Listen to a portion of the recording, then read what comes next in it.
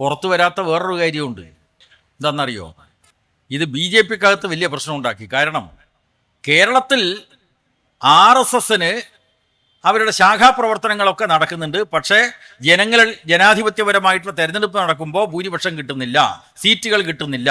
ഇത് RSSകാർക്ക് വലിയ പ്രശ്നങ്ങൾ സൃഷ്ടിച്ചു. അതുകൊണ്ടാണ് മതേതരത്വം വെല്ലുവിളിക്കപ്പെടുമ്പോൾ എന്ന വിഷയത്തിലുള്ള ഈ സെമിനാർ ഉദ്ഘാടനം ചെയ്യുന്നത് കണ്ണൂരിന്റെ പ്രിയ PJ, RSSന്റെ കണ്ണിലെ മുഖ്യ എതിരാളി, പാർട്ടി സംസ്ഥാന കമ്മിറ്റി അംഗവുമായ സഖാവ് P. ജയരാജനാണ്. സഖാവിനെ ഏറെ ബഹുമാനത്തോടുകൂടി സെമിനാർ ഉദ്ഘാടനം ചെയ്യാനായി ക്ഷണിക്കുന്നു. കമ്മ്യൂണിസ്റ്റുകാരെ സംബന്ധിച്ചിടത്തോളം ലോകത്തിലെമ്പാടുമുള്ള പാവപ്പെട്ടവരുടെ രാഷ്ട്രീയം കൈകാര്യം ചെയ്യുന്നവരാണ്.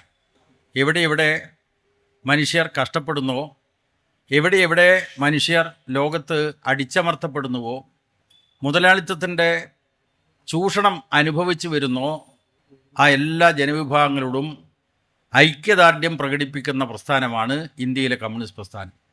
അത് കമ്മ്യൂണിസ്റ്റ് പ്രസ്ഥാനത്തിൻ്റെ സാർവദേശീയ വീക്ഷണത്തിൻ്റെ ഭാഗമാണ്. കമ്മ്യൂണിസ്റ്റുകാർ ഉയർത്തിപ്പിടിക്കുന്ന സാർവദേശീയതയനുസരിച്ച് ലോകത്തിലെ ഏത് രാജ്യത്തും എവിടെ വിവേചനം സൃഷ്ടിക്കുന്നുണ്ടോ, എവിടെ അടിച്ചമർത്തൽ നടക്കുന്നുണ്ടോ, ഇതിനെല്ലാം എതിരായിട്ട് ജനങ്ങളുടെ പ്രതിഷേധ പ്രസ്ഥാനം, പ്രതിരോധ പ്രസ്ഥാനം ഉയർന്നു വരുന്നുവോ, അവിടെയൊക്കെ ആ ജനങ്ങളുമായിട്ട് അവരുടെ പ്രവർത്തനങ്ങളുമായിട്ട് ഐക്യദാർഢ്യം പ്രകടിപ്പിക്കുക എന്നതും കമ്മ്യൂണിസ്റ്റുകാരുടെ സാർവദേശീയ വീക്ഷണത്തിൻ്റെ ഭാഗമാണ്. ഈ സാർവദേശീയ വീക്ഷണത്തെ പലരും തെറ്റിദ്ധരിക്കാറുണ്ട്. നിങ്ങൾക്കറിയാം, കഴിഞ്ഞ ലോക്സഭാ തെരഞ്ഞെടുപ്പിൻ്റെ അവസരത്തിൽ ഇസ്രായേൽ പലസ്തീനികൾക്കെതിരായി നടത്തിയിട്ടുള്ള വലിയ ആക്രമണം, സ്ത്രീകളെയും കുഞ്ഞുങ്ങളെയും അടക്കം കൊലപ്പെടുത്തുന്ന മൃഗീയമായിട്ടുള്ള ആക്രമണങ്ങൾ, വംശഹത്യ, ഇതൊക്കെ വന്നപ്പോൾ ഈ രാജ്യത്തിലെ CPM-ഉം ഇടതുപക്ഷ പ്രസ്ഥാനങ്ങളുമൊക്കെ അതിനോട് പ്രതികരിച്ചു.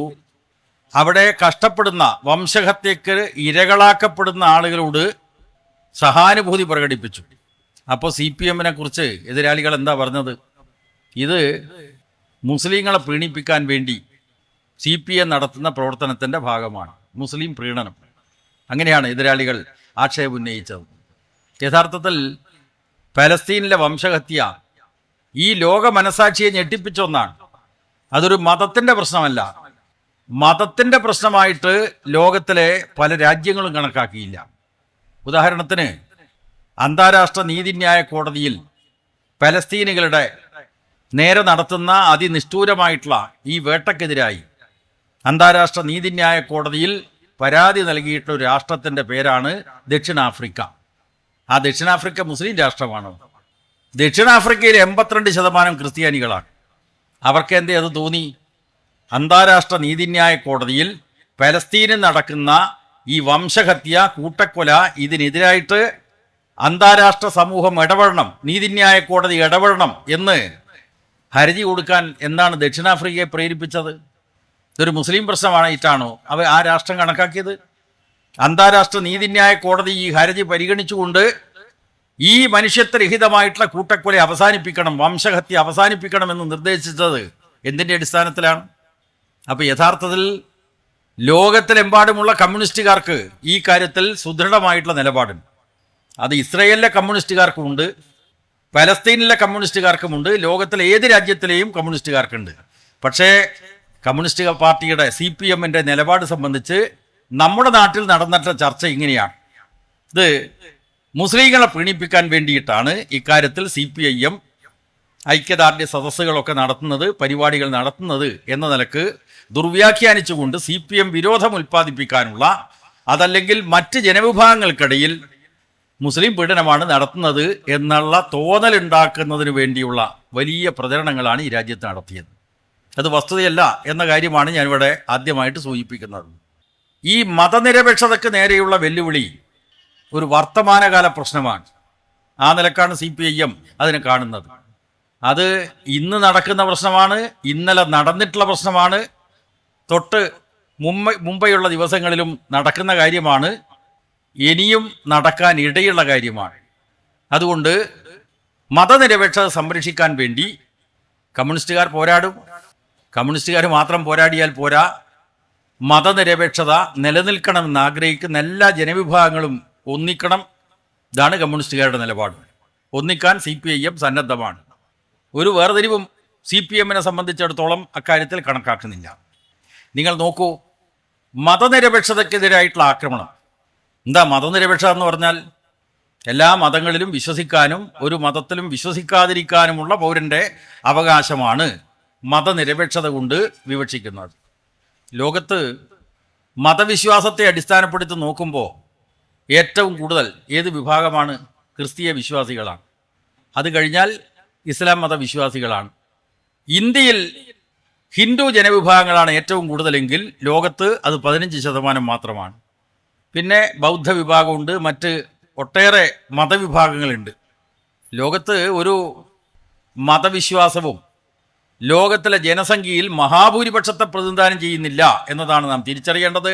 മറ്റൊന്ന്, ഈ ക്രിസ്തീയ വിശ്വാസമായാലും ഇസ്ലാം വിശ്വാസമായാലും ഹിന്ദു ഉൾപ്പെടെയുള്ള മറ്റ് മതങ്ങളിൽ ഉള്ള വിശ്വാസമായാലും എല്ലാം തന്നെ മനസ്സിലാക്കേണ്ട ഒരു കാര്യം, ഈ മതങ്ങളൊന്നും തന്നെ ഒറ്റക്കല്ലിൽ തീർത്ത പ്രതിമയെപ്പോലെയല്ല ലോകത്തിൻ്റെ മുമ്പിൽ അനുഭവപ്പെടുന്നത്. പിന്നെയോ അവർക്കിടയിൽ ഒട്ടേറെ അവാന്തര വിഭാഗങ്ങൾ ക്രിസ്ത്യൻസിനിടയുണ്ട്, മുസ്ലിം ഇസ്ലാം മതവിശ്വാസികൾക്കിടയിലുണ്ട്. എല്ലാ മതവിശ്വാസങ്ങൾക്കിടയിലും ഒട്ടേറെ അവാന്തര വിഭാഗങ്ങളുണ്ട്. തീർച്ചയായിട്ടും നാനാവിശ്വാസങ്ങളുടെ സമാധാനപൂർവമായിട്ടുള്ള സഹവർത്തിത്വമാണ് ഇന്നത്തെ ലോകത്ത് ആവശ്യം. അതിന് പകരം സ്പർദ്ധയുണ്ടാക്കുക. ആ സ്പർദ്ധ എന്തിനു വേണ്ടിയിട്ടാണ് ഉണ്ടാക്കുന്നത്? രാഷ്ട്രീയമായിട്ടുള്ള നേട്ടങ്ങൾക്ക് വേണ്ടി, സങ്കുചിതമായിട്ടുള്ള താല്പര്യങ്ങൾ സംരക്ഷിക്കുന്നതിന് വേണ്ടിയിട്ടാണ് ഈ സങ്കുചിതവാദ പ്രസ്ഥാനങ്ങളെ പ്രോത്സാഹിപ്പിക്കാൻ ലോകത്ത് പരിശ്രമം നടക്കുന്നത്. നമ്മുടെ ഇന്ത്യയുടെ സാഹചര്യം പരിശോധിച്ചാൽ ജനങ്ങളെ മതത്തിൻ്റെ അടിസ്ഥാനത്തിൽ ഭിന്നിപ്പിക്കാൻ ആരാ ശ്രമിച്ചത്? ആദ്യം ശ്രമിച്ചത് ബ്രിട്ടീഷ് സാമ്രാജ്യത്വമാണ്. 1905 ബംഗാൾ വിഭജനത്തിൽ പ്രത്യക്ഷമായ രൂപത്തിലുള്ള വിഭജന പദ്ധതി. ജനങ്ങളെ വിഭജിക്കുകയാണ്, മതത്തിൻ്റെ അടിസ്ഥാനത്തിൽ വിഭജിക്കുക. അതിനുവേണ്ടി എന്ത് ചെയ്തു? ബംഗാളിനെ വിഭജിച്ചു. ഒന്ന് മുസ്ലിം ഭൂരിപക്ഷ സംസ്ഥാനം, മറ്റൊന്ന് ഹിന്ദു ഭൂരിപക്ഷ സംസ്ഥാനം. സാമ്രാജ്യത്വത്തിൻ്റെ പദ്ധതിയായിരുന്നു അത്. ഡിവൈഡ് ആൻഡ് റൂൾ, ഭിന്നിപ്പിച്ച് ഭരിക്കാനുള്ള സാമ്രാജ്യം. മുസ്ലിങ്ങളും യോജിച്ചുകൊണ്ട് അതിനെ എതിർത്തു. അവസാനം 1911 ആവുമ്പോഴേക്ക് ബംഗാൾ വിഭജനം റദ്ദ് ചെയ്യാൻ ഈ നാനാ മതവിഭാഗങ്ങളിൽപ്പെട്ട ആളുകളുടെ അടക്കം യോജിച്ച പ്രസ്ഥാനത്തിൻ്റെ ഭാഗമായിട്ട് ബംഗാൾ വിഭജനം റദ്ദാക്കേണ്ടി വന്നു ബ്രിട്ടീഷ് സാമ്രാജ്യത്വത്തിന്. അതാണ് ചരിത്രം. പക്ഷേ ബംഗാൾ വിഭജനം റദ്ദാക്കേണ്ടി വന്നെങ്കിലും പിന്നീട് സ്വാതന്ത്ര്യ സമരകാലത്തൊക്കെ നമ്മൾ കാണുന്നത് നല്ല നിലക്ക് ഹിന്ദു മുസ്ലിം പ്രശ്നങ്ങൾ ഉയർത്തിക്കൊണ്ടുവരാൻ, അതിനെ പ്രോത്സാഹിപ്പിക്കാൻ സാമ്രാജ്യത്വം തയ്യാറായിട്ടുണ്ട്. സ്വാതന്ത്ര്യം കിട്ടിയതിനു ശേഷം അധികാരത്തിൽ വന്ന കോൺഗ്രസ് ഇതേ പണി തന്നെയാണ് എടുത്തത്. രാഷ്ട്രീയ നേട്ടത്തിനു വേണ്ടി വർഗീയമായിട്ടുള്ള പ്രശ്നങ്ങളെ പ്രയോജനപ്പെടുത്താൻ ഈ രാജ്യത്ത് സ്വാതന്ത്ര്യത്തിന് ശേഷം ശ്രമിച്ചിട്ടുള്ള പാർട്ടി കോൺഗ്രസ്സാണ്. ആദ്യകാലത്ത് ഈ വിഭജന പ്രശ്നം കോൺഗ്രസ്സിന് വളരെ അത്യാവശ്യമായിരുന്നില്ല. കാരണം കോൺഗ്രസ്സിന് നല്ല ജനപിന്തുണയുണ്ട്. 1947 അധികാരത്തിൽ വന്നു. നീണ്ട 30 വർഷക്കാലമാണ് കോൺഗ്രസിൻ്റെ കേന്ദ്രാധികാരം തുടർന്നത്. ഇടതടവില്ലാതെ കേന്ദ്രഭരണം. അപ്പോൾ കോൺഗ്രസിൻ്റെ വർഗനയങ്ങളുടെ പ്രയോഗത്തിൻ്റെ ഫലമായി, വർഗനയങ്ങൾ ഏത് വർഗത്തിൻ്റെ നയമാണ്? ബ്രിട്ടീഷ് സാമ്രാജ്യത്വത്തിൻ്റെ കാലത്ത് ഭരണവർഗത്തിൻ്റെ താല്പര്യത്തിന് ജനങ്ങളെ മതപരമായിട്ട് വിഭജിക്കണം, ഹിന്ദു മുസ്ലിം വിഭജനമുണ്ടാക്കണം. സ്വാതന്ത്ര്യാനന്തരം മതപരമായിട്ടുള്ള സംഘർഷങ്ങൾ ഉണ്ടായിട്ടുണ്ട്. അതിനോട് രാജ്യത്തിലെ കോൺഗ്രസ് എടുത്ത സമീപനം നോക്കുമ്പോൾ തങ്ങളുടെ രാഷ്ട്രീയ നേട്ടത്തിന് വേണ്ടി മൃദു ഹിന്ദുത്വ നിലപാട് സ്വീകരിക്കാൻ തയ്യാറായിട്ടുള്ള ഒരു പാർട്ടിയാണ് കോൺഗ്രസ് എന്ന് തിരിച്ചറിയാൻ പറ്റും. ആണ് കേരളത്തിലെ കോൺഗ്രസിൻ്റെ ചരിത്രം നമ്മൾ പരിശോധിച്ചാൽ അത് വളരെ കൃത്യമാണ്. ഇവിടെ സഖാവ് നന്ദകുമാർ 1921 മലബാർ കലാപത്തെ സംബന്ധിച്ച് പറഞ്ഞല്ലോ. ആ കലാപം മഹാത്മാഗാന്ധിയും മറ്റും നേതൃത്വം കൊടുത്ത് കോൺഗ്രസ് പ്രധാനപ്പെട്ട പങ്കാളിത്തം വഹിച്ച ഖിലാഫത്ത് പ്രസ്ഥാനത്തിൻ്റെ ഭാഗമായിട്ടാണ് മലബാർ കലാപം നടക്കുന്നത്. കാർഷിക പ്രശ്നങ്ങളെ അടിസ്ഥാനപ്പെടുത്തിയാണ്. തീർച്ചയായിട്ടും നമ്മുടെ വിഷയം ഇന്നതല്ല. പക്ഷെ 1921 മലബാർ കലാപം അതിക്രൂരമായിട്ടാണ് ബ്രിട്ടീഷ് സാമ്രാജ്യത്വം അടിച്ചമർത്തിയത്. അന്നും സാമ്രാജ്യത്വം ഈ മതപരമായിട്ടുള്ള ഭിന്നതയെ നല്ല നിലക്ക് പ്രയോജനപ്പെടുത്താൻ ശ്രമിച്ചിട്ടുണ്ട് ബ്രിട്ടീഷ് സാമ്രാജ്യത്വം. ഇതാണ് അത്. മുസ്ലിം പ്രമാണിമാരെ തങ്ങളുടെ കൂടെ നിർത്തി സാധാരണ മുസ്ലിങ്ങൾക്കെതിരായിട്ടുള്ള വിരോധം ഹിന്ദുക്കൾക്കിടയിൽ ഉണ്ടാക്കി അന്ന് നടത്തിയിട്ടുള്ള പ്രചരണങ്ങൾ അതൊക്കെ ചരിത്രത്തിൻ്റെ ഭാഗമാണ്. അതിഭീകരമായിട്ട് അടിച്ചമർത്തപ്പെട്ടുന്ന സാഹചര്യത്തിൽ ഈ തെക്കൻ കേരളത്തിലെ വള്ളുവനാട്, ഏറനാട് അടക്കമുള്ള താലൂക്കുകളിലെ പാവപ്പെട്ടവരെ ഭീകരമായിട്ട് ബ്രിട്ടീഷ് സാമ്രാജ്യത്വം അടിച്ചമർത്തിയപ്പോൾ ആഹ്വാനം ചെയ്ത കോൺഗ്രസ്സുകാരെങ്ങോട്ടാണ് പോയത്? അവരിവിടുന്ന് സ്ഥലം വിട്ടു അല്ലേ? വഞ്ചനാപരമായിട്ടുള്ള നിലപാടാണ് ഇന്ന് കോൺഗ്രസ് സ്വീകരിച്ചത്. അപ്പോൾ ഈ മലബാർ കലാപത്തിൻ്റെ രൂക്ഷമായിട്ടുള്ള പ്രക്ഷോഭങ്ങൾ നടന്ന ഒറ്റയിടത്തും കോൺഗ്രസിനെ പറ്റി കേൾക്കുന്നത് തന്നെ അലർജിയായി സാധാരണക്കാർക്ക്. കാരണം തങ്ങളെ ഒരു പ്രക്ഷോഭത്തിലേക്ക് നയിച്ചു, അവസാനം തങ്ങളെ പാലം വിരിച്ചു, തങ്ങളെ വഞ്ചിച്ചു. ഭീകരമായിട്ടുള്ള അടിച്ചമർത്തൽ വന്നപ്പോൾ അതിന് സഹായിക്കാൻ അന്നത്തെ കോൺഗ്രസ് നേതൃത്വം തയ്യാറായില്ല. അവരൊക്കെ തന്നെ ഒളിച്ചോടി, ഇവിടെ കോൺഗ്രസ് പ്രവർത്തനം നടത്താതായി. അന്നത്തെ വലതുപക്ഷ കോൺഗ്രസ് നേതൃത്വം പിന്നീട് ഇവിടെ ഇടപെടുന്നതിന് വേണ്ടി ചില ശ്രമങ്ങളൊക്കെ നടത്തുകയുണ്ടായി. മുഹമ്മദ് അബ്ദുറഹ്മാൻ സാഹിബിൻ്റെ നേതൃത്വത്തിൽ ഇവിടെ വന്നു. അദ്ദേഹത്തിൻ്റെ പ്രസംഗങ്ങൾക്കെതിരായിട്ട് മുസ്ലിം ലീഗ് നടത്തിയിട്ടുള്ള പ്രചാരങ്ങൾ, പ്രവർത്തനങ്ങളൊക്കെ ചരിത്രത്തിൻ്റെ ഭാഗമാണ്. ഞാൻ അതിലേക്കൊന്നും കടക്കുന്നില്ല. കേരളത്തിലെ കോൺഗ്രസും ഈ മൃദു ഹിന്ദുത്വ നിലപാട് സ്വീകരിച്ചതിനെ സംബന്ധിച്ചാണ് ഞാനിവിടെ സൂചിപ്പിക്കുന്നത്.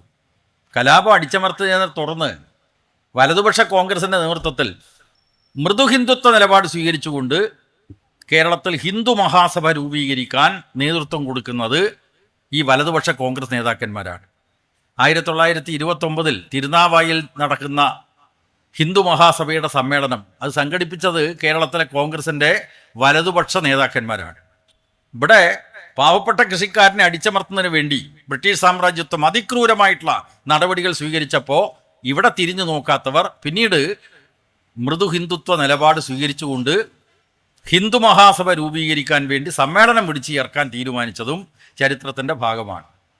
ആ സമ്മേളനത്തിൽ പങ്കെടുത്ത ഒരു നേതാവ്, അഖിലേന്ത്യാ നേതാവിൻ്റെ പേര് കൂടി പ്രസക്തമാണ്. അത് ഡോക്ടർ BS മുഞ്ചയാണ്.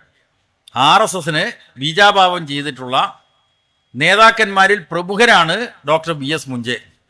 ഇറ്റലിയിൽ പോയി മുസോളിനിയുമായിട്ട് ചർച്ച നടത്തി മുസോളിനിയുടെ പ്രസ്ഥാനത്തിൻ്റെ അതേ മോഡലിൽ ഈ രാജ്യത്തിലെ RSS രൂപപ്പെടണം, അതിനുള്ള മാർഗനിർദ്ദേശം നൽകിയിട്ടുള്ള താത്വികാചാര്യൻ കൂടിയായിട്ടുള്ള ഡോക്ടർ BS മുഞ്ചയാണ് 1929 തിരുനാവായിൽ നടന്നിട്ടുള്ള കേരളത്തിലെ ഹിന്ദു മഹാസഭയുടെ സമ്മേളനത്തിൽ പങ്കെടുത്തത്. മുഖ്യ പ്രഭാഷണം അദ്ദേഹത്തിൻ്റെതായിരുന്നു എന്ന് പറഞ്ഞാൽ അന്നേ കോൺഗ്രസ് ഈ നിലപാടാണ് സ്വീകരിച്ചത്. പിൽക്കാലത്തോ കോൺഗ്രസ് തകർന്നു. ഇന്ത്യയിലെ മറ്റു പല സംസ്ഥാനങ്ങളിലും കോൺഗ്രസ്സിന് അധികാരം ഉണ്ടായിരുന്ന, ഞാൻ നേരത്തെ പറഞ്ഞതുപോലെ 30 വർഷക്കാലം ഇടതടവില്ലാതെ കേന്ദ്രം ഭരിച്ചു കോൺഗ്രസ്, സംസ്ഥാനങ്ങൾ കോൺഗ്രസ് ഭരിച്ചു. അവിടെയാണ് കോൺഗ്രസിൻ്റെ ഈ മുതലാളിത്തത്തെ സംരക്ഷിക്കുന്ന വർഗ നയങ്ങൾ കാരണം, ജനവിരുദ്ധമായിട്ടുള്ള നയങ്ങൾ കാരണം അസംതൃപ്തരായിട്ടുള്ള ജനങ്ങളെ വർഗീയ ശക്തികൾ പാട്ടിലാക്കാൻ ശ്രമിച്ചു. ആ വർഗീയ ശക്തികളിൽ മുഖ്യം രാജ്യത്തിലെ ഹിന്ദുത്വ വർഗീയ ശക്തികളാണ്. അതിന് നേതൃത്വം കൊടുക്കുന്നത് RSSും സംഘപരിവാരവുമാണ്. അവർ രാഷ്ട്രീയ പാർട്ടി രൂപീകരിച്ചു. ആദ്യം അവരുണ്ടാക്കിയ രാഷ്ട്രീയ പാർട്ടി ജനസംഘം ആണ്. ജനസംഘമാണ് അവരുണ്ടാക്കിയിട്ടുള്ള ആദ്യത്തെ രാഷ്ട്രീയ പാർട്ടി. 1977 ജനസംഘം പിരിച്ചുവിട്ടു. പിന്നെയോ അവർ പിന്നീട് 80ഓടുകൂടി BJP എന്ന രാഷ്ട്രീയ പാർട്ടിക്ക് രൂപം കൊടുത്തു. ഈ തരത്തിലുള്ള ഹിന്ദുത്വ വർഗീയതയുടെ കേരളത്തിലുള്ള അധിനിവേശം നടന്നപ്പോൾ എന്താ രാജ്യത്തിലെ കോൺഗ്രസിൻ്റെ നിലപാട്? കേരളത്തിലെ കോൺഗ്രസിൻ്റെ നിലപാട് കമ്മ്യൂണിസ്റ്റുകാരെ എതിർക്കാൻ, ഏത് വർഗീയ ശക്തിയെയും കൂട്ടുപിടിക്കാനുള്ള സമീപനമാണ് കോൺഗ്രസ് സ്വീകരിച്ചത്. നിങ്ങൾ നോക്കൂ, 1957 കേരളത്തിൽ EMSൻ്റെ നേതൃത്വത്തിലുള്ള കമ്മ്യൂണിസ്റ്റ് പാർട്ടി ഗവൺമെൻറ് അധികാരത്തിൽ വന്നു. 5 കൊല്ലത്തേക്കാണ് തെരഞ്ഞെടുപ്പ്. ജനങ്ങൾ 5 കൊല്ലത്തേക്ക് അധികാരത്തിൽ കൊണ്ടുവന്ന കമ്മ്യൂണിസ്റ്റ് പാർട്ടിയുടെ ഗവൺമെൻറ്റിനെ 2 കൊല്ലം ഭരിക്കാനേ കോൺഗ്രസ് വിട്ടുള്ളൂ. അവരെന്ത് ചെയ്തു? കേന്ദ്രത്തിലെ അധികാരം ഉപയോഗിച്ച് 2 കൊല്ലമാവുമ്പോഴേക്ക് എല്ലാ വർഗീയ ശക്തികളെയും, ജാതിമത വർഗീയ ശക്തികളെയും ഒത്തുചേർത്തുകൊണ്ട് കേരളത്തിൽ കലാപം ആരംഭിച്ചു, വിമോചന സമരം. അതിന് മതമേലധ്യക്ഷന്മാരെ അടക്കം ഉപയോഗിച്ചു എന്നതും ചരിത്രമാണ്. ക്രിസ്റ്റഫർ സേന കുറുവടിയുമായിട്ട് തെരുവിലിറങ്ങുന്ന കാഴ്ചയാണ് അക്കാലത്ത് കാണാൻ വേണ്ടി കഴിഞ്ഞത്. എല്ലാ വർഗീയ ശക്തികളെയും EMS ഗവൺമെൻറ്റിനെതിരായിട്ട് അണിനിരത്തി. EMS ഗവൺമെൻറ്റിനെ കേന്ദ്ര ഗവൺമെൻറ് പിരിച്ചുവിട്ടു. 60 കേരളത്തിൽ തെരഞ്ഞെടുപ്പ് നടന്നു. എന്താ തെരഞ്ഞെടുപ്പിൻ്റെ അനുഭവം? കമ്മ്യൂണിസ്റ്റ് പാർട്ടി മത്സരിച്ചു. കാരണം 1960 തെരഞ്ഞെടുപ്പിൽ കമ്മ്യൂണിസ്റ്റ് പാർട്ടി മത്സരിച്ചു. സഖാവ് EMS മത്സരിച്ചത് പാലക്കാട് ജില്ലയിലെ പട്ടാമ്പി മണ്ഡലത്തിലാണ്. അവിടെ കണ്ടിട്ടുള്ള ചിത്രം എന്താണ്? RSS ജനസംഘത്തിൻ്റെ വോട്ട് എങ്ങനെ കോൺഗ്രസിന് കരസ്ഥമാക്കാം, ഇതാണ് അവരവലോചിച്ചത്. 60 തെരഞ്ഞെടുപ്പിൽ കമ്മ്യൂണിസ്റ്റ് പാർട്ടിക്കെതിരായിട്ട് ഒരു മുക്കൂട്ട് മുന്നണി രൂപപ്പെട്ടു. കോൺഗ്രസ്, മുസ്ലിം ലീഗ്, PSP. ആണ് മുസ്ലിം ലീഗിനോട് കോൺഗ്രസിനുള്ള അകൽച്ച മാറ്റിക്കൊണ്ട് തൊട്ടുകൂടാത്ത നിലപാടായിരുന്നു ലീഗിനോട് കോൺഗ്രസ് സ്വീകരിച്ചിരുന്ന സമീപനം. അത് മാറ്റിക്കൊണ്ട് മുക്കൂട്ട് മുന്നണിയാക്കി. പക്ഷേ തെരഞ്ഞെടുപ്പ് കഴിഞ്ഞ് ഭൂരിപക്ഷം കിട്ടിയപ്പോൾ അധികാരത്തിൻ്റെ പങ്ക് കൊടുക്കാൻ കോൺഗ്രസിൻ്റെ നേതൃത്വം തയ്യാറായില്ല എന്നതും ചരിത്രമാണ്. ഇവിടെ ഞാൻ പറഞ്ഞു വരുന്നത് 60 തെരഞ്ഞെടുപ്പിൽ മഹാനായിട്ടുള്ള സഖാവ് EMS കമ്മ്യൂണിസ്റ്റ് പാർട്ടിയുടെ സ്ഥാനാർത്ഥിയായിട്ട് പട്ടാമ്പി മണ്ഡലത്തിൽ മത്സരിച്ചപ്പോൾ അവിടെ ഒരു രംഗം നമ്മൾ കണ്ടു. അവിടെ പ്രധാനപ്പെട്ട 3 സ്ഥാനാർത്ഥികൾ നോമിനേഷൻ കൊടുത്തു. ഒന്ന് മഹാനായിട്ടുള്ള EMS, രണ്ടാമത്തത് കോൺഗ്രസിൻ്റെ സ്ഥാനാർത്ഥി, മൂന്നാമതൊരു സ്ഥാനാർത്ഥി ജനസംഘത്തിൻ്റെ സ്ഥാനാർത്ഥിയാണ്. അദ്ദേഹത്തിൻ്റെ പേര് P. മാധവ മേനോൻ എന്നാണ്. 57 തെരഞ്ഞെടുപ്പിൽ അവിടെ മത്സരിച്ചത് കമ്മ്യൂണിസ്റ്റ് പാർട്ടിയുടെ നേതാവായിരുന്ന EP ഗോപാലനാണ്. അദ്ദേഹം 2000-ലധികം വോട്ടുകൾക്കാണ് അവിടെ ജയിച്ചത്. 60 തെരഞ്ഞെടുപ്പിൽ ഈ 2000 വോട്ടിൻ്റെ ഭൂരിപക്ഷത്തെ മറികടക്കാൻ ഒറ്റ വഴിയേ ഉള്ളൂ. അത് ഒന്ന് കോൺഗ്രസും മുസ്ലിം ലീഗും യോജിക്കുക. പിന്നെ PSPക്ക് ഇവിടെ വലിയ സ്വാധീനമില്ല, മലബാർ മേഖലയിൽ, തിരുവിതാംകൂറിലാണ്. അപ്പം അതുകൊണ്ട് തോൽപ്പിക്കാൻ പറ്റുന്നൊരു ശക്തി ഇവിടെ RSS ജനസംഘമാണ്. അവരെ കൂട്ടുപിടിച്ചല്ലോ. തെരഞ്ഞെടുപ്പിൻ്റെ അടുത്ത ദിവസം നമ്മൾ കാണുന്നത് ഒരു സുപ്രഭാതത്തിൽ മാധവ മേനോൻ ഒരു പത്രപ്രസ്താവനയായിട്ട് വരുന്നു. ഞാൻ ഈ തെരഞ്ഞെടുപ്പിൽ മത്സരിക്കാൻ തീരുമാനിച്ചിരുന്നു, പക്ഷേ കമ്മ്യൂണിസ്റ്റ് സ്ഥാനാർത്ഥിയായിട്ടുള്ള EMSനെ തോൽപ്പിക്കലാണ് എൻ്റെ മുഖ്യമായിട്ടുള്ള കടമ എന്ന് എനിക്ക് ബോധ്യമായി, എൻ്റെ പ്രസ്ഥാനത്തിനും ബോധ്യമായി. അതുകൊണ്ട് ഞാൻ പിൻവലിക്കുന്നു. അപ്പോൾ കോൺഗ്രസ്, ലീഗ്, PSP, പിന്നെ RSS ജനസംഘം കമ്മ്യൂണിസ്റ്റ് പാർട്ടി എതിരിടാണ്. അപ്പം ഇങ്ങനെയാണ് ഈ ഹിന്ദുത്വ തീവ്രവാദത്തെ എപ്പോഴും കൂടെ നിർത്താൻ നമ്മുടെ നാട്ടിലെ കോൺഗ്രസ്സുകാർ തയ്യാറായത്. 60 തെരഞ്ഞെടുപ്പ്, പിന്നെ 91 തെരഞ്ഞെടുപ്പിൽ കോൺഗ്രസും ലീഗും മാത്രമല്ല BJPയും ചേർന്നുള്ള സഖ്യം രൂപപ്പെട്ടല്ലോ. ഇവിടെയാണ് ലീഗ് എന്ന് പറയുന്ന പാർട്ടി ഇന്ത്യൻ ജനാധിപത്യത്തിന് ഭീഷണമായിട്ടുള്ള വെല്ലുവിളി ഉയർത്തിയിട്ടുള്ള, മതനിരപേക്ഷതയ്ക്ക് വെല്ലുവിളി ഉയർത്തിയിട്ടുള്ള, രാജ്യത്തിലെ ഹിന്ദുത്വ തീവ്രവാദത്തോട് സ്വീകരിക്കുന്ന സമീപനത്തിൻ്റെ പൊള്ളത്തരം നമുക്ക് മനസ്സിലാവുക. ലീഗ് എന്തിനു വേണ്ടിയിട്ടാണ് നടക്കുന്നത്? ന്യൂനപക്ഷത്തിൻ്റെ താല്പര്യം സംരക്ഷിക്കാനാണെന്നാണ് അവർ അവകാശപ്പെടുന്നത്. ന്യൂനപക്ഷത്തെ കെട്ടും കെട്ടി പാകിസ്ഥാനിൽ അയക്കണം എന്ന് പരസ്യമായിട്ട് മുദ്രാവാക്യം മുഴക്കുന്നവരാണ് RSSകാർ. അവരെ കൂട്ടുപിടിക്കാൻ വല്ല മതിയുണ്ടായോ ലീഗിന്? 91 തെരഞ്ഞെടുപ്പിന് അരങ്ങൊരുങ്ങുന്നതിന് മുമ്പേ കോഴിക്കോടെ കക്കോടൻ ടൂറിസ്റ്റ് ഹോമിലടക്കം തിരുവനന്തപുരത്തും എറണാകുളത്തും അടക്കം നിരവധി തവണ ചർച്ച ചെയ്തു കോൺഗ്രസ്, ലീഗ്, BJP നേതാക്കന്മാർ. ആ ഘട്ടത്തിലാണ് RSSൻ്റെ ഒരു പ്രധാനപ്പെട്ട പ്രചാരകനെ BJPയുടെ പ്രവർത്തനത്തിന് RSS നിയോഗിക്കുന്നത്. ഇതാണ് ആ ഒരു കോമ്പിനേഷൻ നിങ്ങൾ നോക്കണം. RSS ഒരു വർഗീയ പ്രസ്ഥാനം.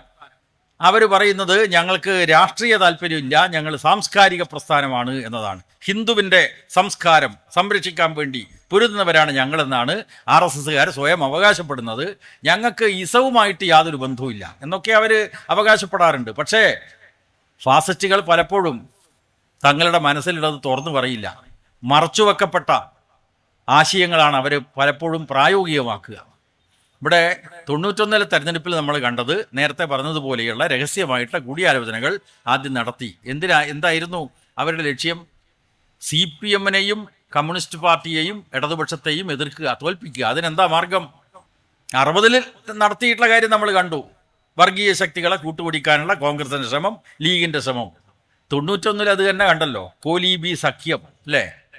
ഇതേക്കുറിച്ച് RSSകാർ തന്നെ പിന്നീട് പരസ്യമായിട്ട് പറഞ്ഞു. KG മാരാരുടെ ജീവചരിത്ര ഗ്രന്ഥം ഇപ്പോഴും നമുക്ക് വായിക്കാൻ കിട്ടുമല്ലോ. അവർ BJPക്കാർ തയ്യാറാക്കിയതാണ്. അദ്ദേഹം അന്ന് മഞ്ചേശ്വരം മണ്ഡലത്തിൽ ഈ കോലീബി സഖ്യത്തിൻ്റെ സ്ഥാനാർത്ഥിയായിരുന്നു. അദ്ദേഹം അന്തരിച്ചപ്പോൾ ജീവചരിത്ര ഗ്രന്ഥം പുറത്തു വന്നു. അതിൽ ഒരധ്യായത്തിൻ്റെ തലക്കെട്ടാണ് പാഴായ പരീക്ഷണം. ഒരു പരീക്ഷണം നടത്തിയതാണ്. കേരളത്തിലെ നിയമസഭയിൽ RSS ബി ജെ പിക്ക് ഒരു പ്രാതിനിധ്യം വേണം. അതിനുവേണ്ടി ഞാൻ നേരത്തെ പറഞ്ഞ കേന്ദ്രങ്ങളിലൊക്കെ രഹസ്യമായിട്ടുള്ള കൂടിയാലോചനകൾ നടത്തി. എന്നിട്ട് തീരുമാനമെടുത്തതാണ് മഞ്ചേശ്വരത്ത് മാരാർ ജയിപ്പിക്കുക, മറ്റുള്ള ഇടങ്ങളിൽ ബി ജെ പിക്കാരുടെ വോട്ട്. കൗതുകരമായിട്ടുള്ള കാര്യം, ഈ ഇന്ത്യയിലെ ഈ ഫാഷിസത്തെക്കുറിച്ച്, അതാണ് RSSൻ്റെ കേരളത്തിലെ പ്രവർത്തനങ്ങളെക്കുറിച്ച് പണ്ഡിതോചിതമായിട്ടുള്ള ഒരു പുസ്തകം എഴുതിയിട്ടുള്ള ആളാണ് ഡോക്ടർ MK മുനീർ, നമ്മുടെ CH മുഹമ്മദ് കോയയുടെ പുത്രൻ. സിദ്ധാന്തം വലിയ നിലക്ക് പറയും, പക്ഷെ പ്രയോഗത്തിൽ സിദ്ധാന്തത്തിനെതിരായിട്ടുള്ള നിലപാട് സ്വീകരിക്കുന്നതിൽ വിദഗ്ധനാണ് ഡോക്ടർ മുനീർ. ആ മുനീർ ഈ ചർച്ചകളിൽ പങ്കെടുത്തു എന്ന് KG മാരാരുടെ ജീവഗ്രന്ഥത്തിൽ കൃത്യമായിട്ട് പറയുകയാണ്.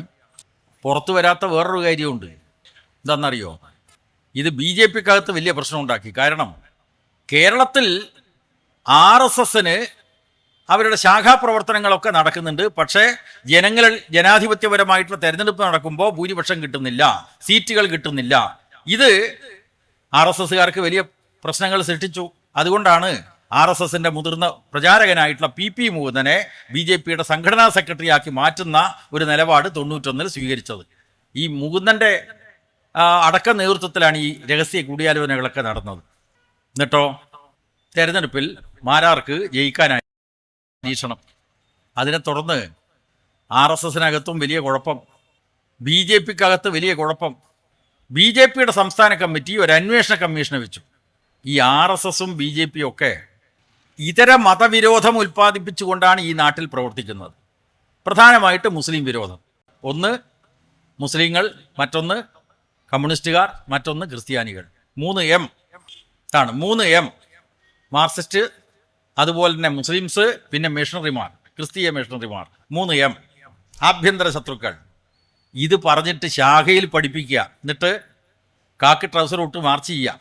മനസ്സിലല്ലേ? ഹിന്ദുവിൻ്റെ അഭിമാനം സംരക്ഷിക്കാൻ വേണ്ടി ഇതര മതത്തിനെതിരായിട്ടുള്ള വിരോധം ഉൽപ്പാദിപ്പിക്കുന്ന ക്ലാസ്സുകളൊക്കെ നടത്തിയിട്ട് ഹിന്ദുത്വ രാഷ്ട്രീയം ശക്തിപ്പെടുത്താൻ വേണ്ടി നടത്തിയിട്ടുള്ള പരിശ്രമത്തിൻ്റെ ഒടുവിലത്തെ അധ്യായമായിട്ട് മുസ്ലിം ലീഗുമായിട്ട് തന്നെ കൂട്ടുകെട്ടുണ്ടാക്കുക. ഇത് RSSകാർക്കും BJPക്കാർക്കും സഹിക്കാനായില്ല. മാത്രമല്ല സീറ്റ് പോയല്ലോ, സീറ്റ് കിട്ടിയില്ലല്ലോ, പരാജയം നേരിട്ടപ്പോൾ തമ്മിലുള്ള അടി. അങ്ങനെയാണ് ഈ അന്വേഷണ കമ്മീഷൻ. ആ അന്വേഷണ കമ്മീഷൻ റിപ്പോർട്ടിലെ ഒരു വാചകം കൗതുകരമായിട്ടുള്ളൊരു വാചകമാണ്. അതിൽ പറഞ്ഞു വെച്ചു, ഉപ്പിന് ഉപ്പ് രസം നഷ്ടപ്പെട്ടാൽ എന്തായിരിക്കും ഫലം എന്നാണ്. ഉപ്പ്, മനസ്സിലായില്ലേ? ഉപ്പിന് ഉപ്പ് രസം നഷ്ടപ്പെട്ടാൽ എന്തായിരിക്കും ഫലം? കാരണം മുസ്ലിം വിരോധം പ്രചരിപ്പിക്കുക, ഇതര മതവിരോധം പ്രചരിപ്പിക്കുക, അതിൻ്റെ അടിസ്ഥാനത്തിൽ ഹിന്ദു വർഗീയതയുടെ സങ്കുചിതത്വം ഉൽപ്പാദിപ്പിക്കുന്ന ഒരു ശക്തിക്ക് എങ്ങനെയാണ് അതിൻ്റെ രസം നഷ്ടപ്പെട്ടത്, ആ ഗുണം നഷ്ടപ്പെട്ടത് എന്നാണ് അന്വേഷണ കമ്മീഷൻ റിപ്പോർട്ടിലെ ചോദ്യം. ആ ചോദ്യത്തിന് ആർക്കും മറുപടി പറയാൻ പറ്റിയില്ല. അത്രമേൽ BJPക്കകത്ത് വലിയ പ്രശ്നങ്ങളുണ്ടായി, ഭിന്നതകൾ രൂക്ഷമായി. പക്ഷേ ഈ നാട്ടിലെ കോൺഗ്രസും ലീഗും ചെയ്തിട്ടുള്ള വഞ്ചനാപരമായിട്ടുള്ള നിലപാടിനെക്കുറിച്ചോ അതിനെ എതിർക്കാൻ ഈ രാജ്യത്തിലെ കമ്മ്യൂണിസ്റ്റുകാരും ഇടതുപക്ഷക്കാരുമായേ ഉള്ളൂ.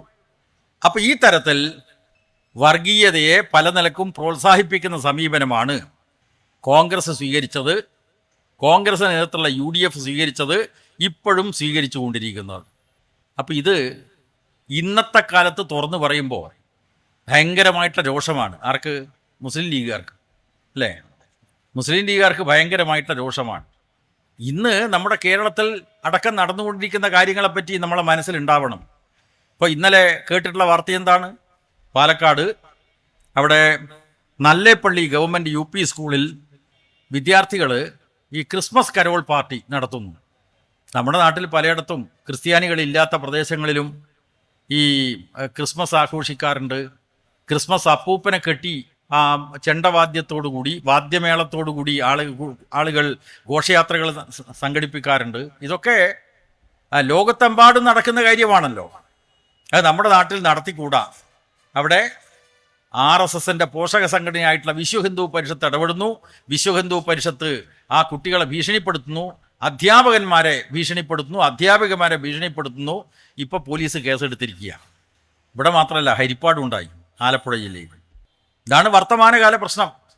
അപ്പോൾ വർഗീയമായിട്ട് വിഭജനം നടത്തുക മാത്രമല്ല വർഗീയമായിട്ടുള്ള ആക്രമണങ്ങൾ നടത്തുന്ന സാഹചര്യങ്ങൾ കേരളത്തിൽ പലപ്പോഴും ഉണ്ടായിട്ടുണ്ട്, ഇപ്പോഴും ഉണ്ടായിക്കൊണ്ടിരിക്കുകയാണ്. ഇതിനെതിരായിട്ട് ശക്തമായി പ്രതികരിക്കാൻ ആരെയുള്ളൂ? ഇടതുപക്ഷ പ്രസ്ഥാനങ്ങൾ, നമ്മുടെ DYFA സഖാക്കൾ. അവർ ഈ ഭീഷണി വന്നപ്പോൾ ഈ നല്ലേപ്പള്ളിയിൽ അവിടെ DYFAക്കാർ ക്രിസ്മസ് ആഘോഷം നടത്തി. അപ്പോൾ ഇങ്ങനെയാണ് ചെറുത്തുനിൽപ്പ് നടക്കുന്നത്. മതനിരപേക്ഷതയ്ക്ക് വേണ്ടിയുള്ള ശക്തമായ പ്രതിരോധം കേരളത്തിൽ സൃഷ്ടിച്ചുകൊണ്ടിരിക്കുന്നുണ്ട്. ഇവിടെ മുസ്ലിം ലീഗ് എടുത്തുകൊണ്ടിരിക്കുന്ന സമീപനങ്ങളെപ്പറ്റി സ്വാഭാവികമായിട്ടും വിമർശനം വരുമല്ലോ. ആ വിമർശിക്കുമ്പോൾ എന്താ ലീഗുകാർ പ്രചരിപ്പിക്കുന്നത്? ലീഗുകാർ മാത്രമല്ല, അവരുടെ ആത്മീയ ആചാര്യന്മാർ പ്രത്യക്ഷപ്പെട്ടിരിക്കുകയാണ്. ഇവിടെ ഞാൻ നേരത്തെ പ്രയോഗിച്ച വാക്ക് RSS BJP എന്നാണ്. BJP എന്നത് വെറും മുഖം മൂടി മാത്രമാണ്. യഥാർത്ഥ മുഖം RSSൻ്റെതാണ്. പക്ഷെ നമ്മൾ കൂട്ടിച്ചേർത്ത് പറയും RSS BJP. ഇപ്പുറത്ത് മുസ്ലിം ലീഗിനെ സംബന്ധിച്ചിടത്തോളം ഒരു സാമുദായിക രാഷ്ട്രീയം കൈകാര്യം ചെയ്യുന്ന പാർട്ടിയാണ്. പക്ഷെ അവർക്ക് ആദർശമില്ല. രാഷ്ട്രീയ കച്ചവടമാണ് ലീഗിൻ്റെ പ്രധാനപ്പെട്ട ജോലി. പക്ഷെ സമീപകാലത്ത് കാണുന്ന പ്രവണത ഈ ലീഗ് വലിയ തോതിൽ ജമാഅത്ത് വൽക്കരിക്കപ്പെടുന്നു എന്നതാണ്. വർഗീയവൽക്കരിക്കപ്പെടുകയാണ് കൂടുതലായിട്ട്. കാരണം ജമാഅത്തെ ഇസ്ലാമിയുമായിട്ട് മുസ്ലിം സമൂഹത്തിൽ വലിയ ഭിന്നത, എതിർപ്പ് നിലനിൽക്കുന്നുണ്ട് എന്നത് യാഥാർത്ഥ്യം മറച്ചു വെച്ചുകൊണ്ട് ലീഗും ജമാഅത്തെ ഇസ്ലാമിയും തമ്മിൽ കൂടുതൽ യോജിപ്പ് വരുന്നു. അപ്പോൾ ഒരു ഭാഗത്ത് RSS ഹിന്ദു ഏകീകരണ മുദ്രാവാക്യം ഉയർത്തിയിട്ട് BJPക്ക് വോട്ട് നേടാൻ ശ്രമിക്കുന്നു. അതിന് ബദൽ ഇപ്പുറത്ത് സൃഷ്ടിക്കുന്നു മുസ്ലിം ഏകീകരണം. BJP എന്താ പ്രചരിപ്പിക്കുന്നത് ഈ കേരളത്തിൽ? BJP പ്രചരിപ്പിക്കുന്നത് നായാടി മുതൽ നമ്പൂതിരി വരെ യോജിക്കണം എന്നാണ്. മനസ്സിലായി? നായാടി മുതൽ നമ്പൂതിരി വരെ യോജിക്കണം. ആരായി നായാടി? നമ്മുടെ സമൂഹത്തിൽ ഈ നായാടി ആരായിരുന്നു? നമ്മുടെ രാഷ്ട്രപിതാവായിട്ടുള്ള മഹാത്മാഗാന്ധി പാലക്കാട് വന്നപ്പോൾ മഹാത്മാഗാന്ധി 5 തവണയാണ് കേരളം സന്ദർശിച്ചത്. ഒരു തവണ പാലക്കാട് വന്നപ്പോൾ പുലർച്ചെ ഒരു ദയനീയമായിട്ടുള്ള ശബ്ദം കേട്ടു. കൂടെയുള്ള മദ്രാസിലെ കോൺഗ്രസ് നേതാവായിട്ട് രാജാജിയോട് ചോദിച്ചു, എന്താ കേൾക്കുന്ന ശബ്ദം? അപ്പോൾ രാജാജി പറഞ്ഞു, അത് നായാടി ഭിക്ഷ യാചിക്കുന്ന ശബ്ദമാണ്. നായാടിക്ക് ഭിക്ഷ യാചിക്കണമെങ്കിൽ എന്ത് വേണം? മറ്റ് മനുഷ്യൻ്റെ മുമ്പിൽ പോയി ഭിക്ഷ യാചിക്കാൻ പറ്റില്ല. അന്നത്തെ ജാത്യാതമനുസരിച്ച് ദൃഷ്ടിയിൽപ്പെട്ടാൽ പോലും കണ്ടാൽ പോലും ദോഷമുള്ള വിഭാഗമാണ് നായാടി. ഇപ്പോൾ BJPക്കാർ ഈ ചരിത്രത്തെയൊക്കെ മറച്ചു വെച്ചുകൊണ്ട് നായാടി മുതൽ നമ്പൂതിരി വരെ യോജിക്കണം, ഹിന്ദു ഏകീകരണം. അപ്പം നായാടിക്ക് അഭിമാനബോധം തോന്നുക. തൻ്റെ പൂർവ്വകാല ആളുകൾ, പിതാമഹന്മാരായിട്ടുള്ള ആളുകൾ, അവർ മരത്തിൻ്റെ പിന്നിലിരുന്ന് മറ്റാളുകൾ കാണാതെ ഭിക്ഷയാചിക്കുന്നു. അതായിരുന്നു പഴയ നായാടിയുടെ ചരിത്രം. പട്ടികജാതിക്കാരും പട്ടികവർഗക്കാരും അതൊന്നും ഉയർന്ന ജാതിക്കാരുടെ മുമ്പിൽ നിൽക്കാൻ പറ്റില്ല. അല്ലെങ്കിൽ തീണ്ടാപ്പാട് അകലം നിൽക്കണം. അകലം കുറഞ്ഞു പോയി കഴിഞ്ഞാൽ അശുദ്ധമാകും, അയിത്തമാകും. ഇങ്ങനെയുള്ള ഒരു കാലത്തെ ഓർമ്മിപ്പിക്കുന്നതാണ് മഹാത്മാഗാന്ധിയുടെ പാലക്കാട്ടെ അനുഭവം. ആ നായാടി മുതൽ നമ്പൂതിരി വരെ യോജിക്കണമെന്ന് BJP പറഞ്ഞപ്പോൾ ഇന്ന് നായാടിയും നമ്പൂതിരിയും അടുത്തടുത്തിരിക്കുന്ന ഒരു സാമൂഹ്യാവസ്ഥ കേരളത്തിൽ വന്നു. എങ്ങനെ? നവോത്ഥാന പ്രസ്ഥാനങ്ങളും തുടർന്ന് തൊഴിലാളി പ്രസ്ഥാനങ്ങൾ. ഇതാണ് ജാതീയമായിട്ടുള്ള വിഭജനം നടത്തിയിരുന്ന ജാതീയമായിട്ടുള്ള വിവേചനം നിലനിന്നിട്ടുള്ള കേരളത്തിൽ ജാതിക്കതീതമായിട്ടുള്ള സാമൂഹ്യ ബോധം, ജാതിക്കതീതമായിട്ടുള്ള വർഗബോധം ഈ കേരളത്തിൽ ശക്തിപ്പെട്ടല്ലോ. തൊഴിലാളി പ്രസ്ഥാനം, തൊഴിലാളി പ്രസ്ഥാനം, ട്രേഡ് യൂണിയൻ പ്രസ്ഥാനത്തിൽ എല്ലാ ജാതിക്കാരുണ്ട്, എല്ലാ മതക്കാരുണ്ട്. കർഷക പ്രസ്ഥാനത്തിൽ എല്ലാ ജാതിക്കാരുണ്ട്, എല്ലാ മതക്കാരുണ്ട്. അപ്പോൾ ജാതിക്കതീതമായിട്ടുള്ള സാമൂഹ്യ ഐക്യത്തിൽ നിന്ന് ജാതിക്കതീതമായിട്ടുള്ള വർഗ ഐക്യത്തിലേക്ക് കേരളം മാറി. ഇപ്പോൾ 100 കൊല്ലം മുമ്പേ വ്യത്യസ്ത ജാതികളിൽപ്പെട്ടവരെ ഒന്നിച്ചു ചേർക്കാൻ കഴിയാത്ത സാഹചര്യമായിരുന്നു ഉണ്ടായിരുന്നതെങ്കിൽ ഇപ്പോൾ എല്ലാ ജാതികളിലും മതത്തിലും പെട്ട ആളുകൾ ഒന്നിക്കുന്നു. അപ്പോഴാണ് പ്രത്യക്ഷപ്പെടുന്നത് നായാടി മുതൽ നമ്പൂതിരി വരെ യോജിക്കണം. അപ്പോൾ അടിമ ജീവിതം നയിച്ചിട്ടുള്ള നായാടിക്കും അഭിമാനബോധം, ഞാൻ ഹിന്ദു ആയിട്ട് വളർന്നിരിക്കുന്നു എന്ന തോന്നൽ, തെറ്റായ തോന്നൽ ഉണ്ടാവുക. നായാടിക്ക് മാത്രമല്ല എല്ലാ ജാതി വിഭാഗങ്ങൾക്കും ഉണ്ടാകുക. അപ്പോൾ നമ്പൂതിരി വരെ ഒരു ഹിന്ദു ഐക്യം, ഇത് നമ്മുടെ സമൂഹത്തിൽ വലിയ നിലക്ക് നമ്മുടെ പാരമ്പര്യത്തിലെ നന്മയെ തന്നെ നിഷേധിക്കുന്ന ഒരു സാഹചര്യം സൃഷ്ടിച്ചിരിക്കുകയാണ്. ഇതാണ് നമ്മുടെ പാരമ്പര്യമുണ്ട്, കേരളീയമായിട്ടുള്ളൊരു പാരമ്പര്യം. ഇന്ത്യയിൽ മറ്റു പലയിടത്തും ഇല്ലാത്ത നിലക്ക് ജാതിക്കതീതമായിട്ട്, മതത്തിനതീതമായിട്ട് സാമൂഹ്യബോധവും വർഗബോധവും ശക്തിപ്പെട്ട ഈ കേരളത്തിൽ സങ്കുചിത വികാരമുണ്ടാക്കുക, സ്വത്വബോധമുണ്ടാക്കുക, അതിനെ അടിസ്ഥാനപ്പെടുത്തി സ്വത്വ രാഷ്ട്രീയം ഉണ്ടാക്കുക. ഇതിനുവേണ്ടി സമുദായ സംഘടനകളെ ഉപയോഗിക്കുക. ഇതിനാണ് കേരളത്തിൽ RSS സംഘപരിവാരം ആസൂത്രിതമായിട്ടുള്ള പ്രവർത്തനം നടത്തിക്കൊണ്ടിരിക്കുന്നത്. ഇപ്പം നിങ്ങൾക്കറിയാം, ഈ കഴിഞ്ഞ കുറച്ച് ദിവസങ്ങൾക്ക് മുമ്പേ കേരളത്തിലെ ഏറ്റവും വലിയ സമുദായ സംഘടനയുടെ നേതാവായിട്ടുള്ള വെള്ളാപ്പള്ളി നടേശൻ മൈസൂരിൽ പോയി പ്രസംഗിച്ചത് നായാടി മുതൽ നസ്രാണി വരെ യോജിക്കണമെന്നാണ്. മനസ്സിലായില്ലേ?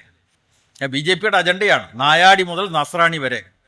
നേരത്തെ പറഞ്ഞതെങ്കിൽ ഇപ്പോൾ അതിന് കൂട്ടിച്ചേർക്കരുത്, നസ്രാണി വരെ യോജിക്കണം. ഇവിടെ കമ്മ്യൂണിസ്റ്റുകാരെന്താ പറയുന്നത്? ലോകത്തിലെമ്പാടുമുള്ള പാവപ്പെട്ടവൻ, തൊഴിലാളി, കൃഷിക്കാരൻ, കഷ്ടതയനുഭവിക്കുന്ന എല്ലാ ജനവിഭാഗങ്ങളും സാമൂഹ്യ പുരോഗതിക്ക് വേണ്ടി ഒന്നിക്കണം എന്ന് കമ്മ്യൂണിസ്റ്റുകാർ പറയുന്നു. ഇന്ത്യയിലും കേരളത്തിലും ആ നിലപാട് സ്വീകരിക്കുന്നു. ഇവിടെ ഭിന്നതയുടെ ശക്തികൾ, ഭിന്നിപ്പിക്കലിൻ്റെ ശക്തികൾ സമൂഹത്തിൽ ആധിപത്യം നേടാൻ ശ്രമിക്കുന്നു. അതാണ് കമ്മ്യൂണിസ്റ്റുകാരുടെ സമീപനങ്ങൾ മറ്റ് പാർട്ടികളിൽ നിന്ന് വ്യത്യസ്തമായിട്ട് നിൽക്കുന്നത്. മറ്റുള്ള പാർട്ടികൾ എന്താ ചെയ്യുന്നത്? തെരഞ്ഞെടുപ്പിൽ 4 വോട്ട് കിട്ടുമെങ്കിൽ എല്ലാവരെയും കൂട്ടിയോജിപ്പിക്കണം എന്ന സമീപനത്തിലേക്ക് അവർ വരുന്നു. കമ്മ്യൂണിസ്റ്റുകാർക്ക് കൃത്യമായിട്ടുള്ള തത്വമുണ്ട്, കൃത്യമായിട്ടുള്ള നിലപാടുണ്ട്.